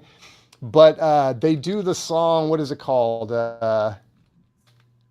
Atari Baby, Love Missile, I think Love Missile F-111 or something like that. That's good, yeah. Yeah. And this is another one, man. It's not just the one-hit wonder. There's some really fun stuff on there. So, and another really clean one. I picked this up in that lot that I purchased locally. So yeah, I actually did pick up some records recently, and so those are the ones, man. I'm back to spinning some vinyl. Look at that. No, guys, I don't think we can end the show in a better way. That was some good heat. Everybody had some stuff to show. I do want to end. So we talked about, I didn't bring it in, Kindness Corner. It's going to be a segment on A side. And Jason, if you want to do Kindness Corner on the B side, feel free. Segment where, and probably need to give it real time, about talking about other channels you want to like put out, help get eyes on, and that sort of thing. So in the spirit of that, since we're running out of time, I did want to do Kindness Corner, and hopefully he's still here. Mr. Lavelle, want to give him a shout out. He had a birthday this week, so I want to give him a shout out. Happy birthday, sir! If you're still here, one of my favorite channels. He doesn't make videos all the time, but great collector, great eye for pieces. We're trying to. These guys have the funny Mac. They have the special MacBooks. I don't have any of that stuff. But anyway, happy birthday, my man. The Kindness Corner segment brought to you by Being Nice. There we go. Happy birthday. There it is. There it is, my man. And we're going to connect one of these times. One of these times when I'm in Chicago, we're going to connect. When I was up there for Pearl Jam, I didn't have time, unfortunately, but I promise we'll meet in person, and the world will probably stop because two guys as awesome as us being together in the same place and time, it's going to be like Superman. The whole world's going to stop. No, I'm just kidding. Anyway, happy birthday, sir. And I want to thank everybody for joining us. I think we've had arguably the greatest show we've ever done on Surface Noise. So no pressure. Next week spins on the B side, but we've set a very high bar. I would say, topics to avoid: Vinyl Me Please, Rough Trade, yeah. Coleco. Those are A-side topics. Coleco, and then also don't give Fred anymore. Fred has been an avid poster, and in fact, this is the way he wants to end the show. He says, "Before you go, I would like to apologize to Fidelio's Frequency for bringing out all his feelings of frustration and despair." You're bringing up content, so it's good. It's all your suggestions are welcome. Hey, listen, we eat it up, so I appreciate it. Anyway, I want to thank my guys. Thanks, Fred. I don't think I did. Yeah, I went around and gave everybody the sign off, but appreciate everybody watching. And Team Columbia House, my man, awesome dip. All right, guys, see you. I'll see you in 2 weeks. Check out Spins next week. And Spins, we cool with the I talked about earlier, 7 p.m. Central. Is that that sounds good. Yep, if that works for everyone else, that works for me. Fantastic. All right, guys, have a good night. Westman may still be going on. Go tell Steve, Concert Buddy and crew sent you. All righty, see you. Take care, everybody. Thanks, guys. Bye. Bye.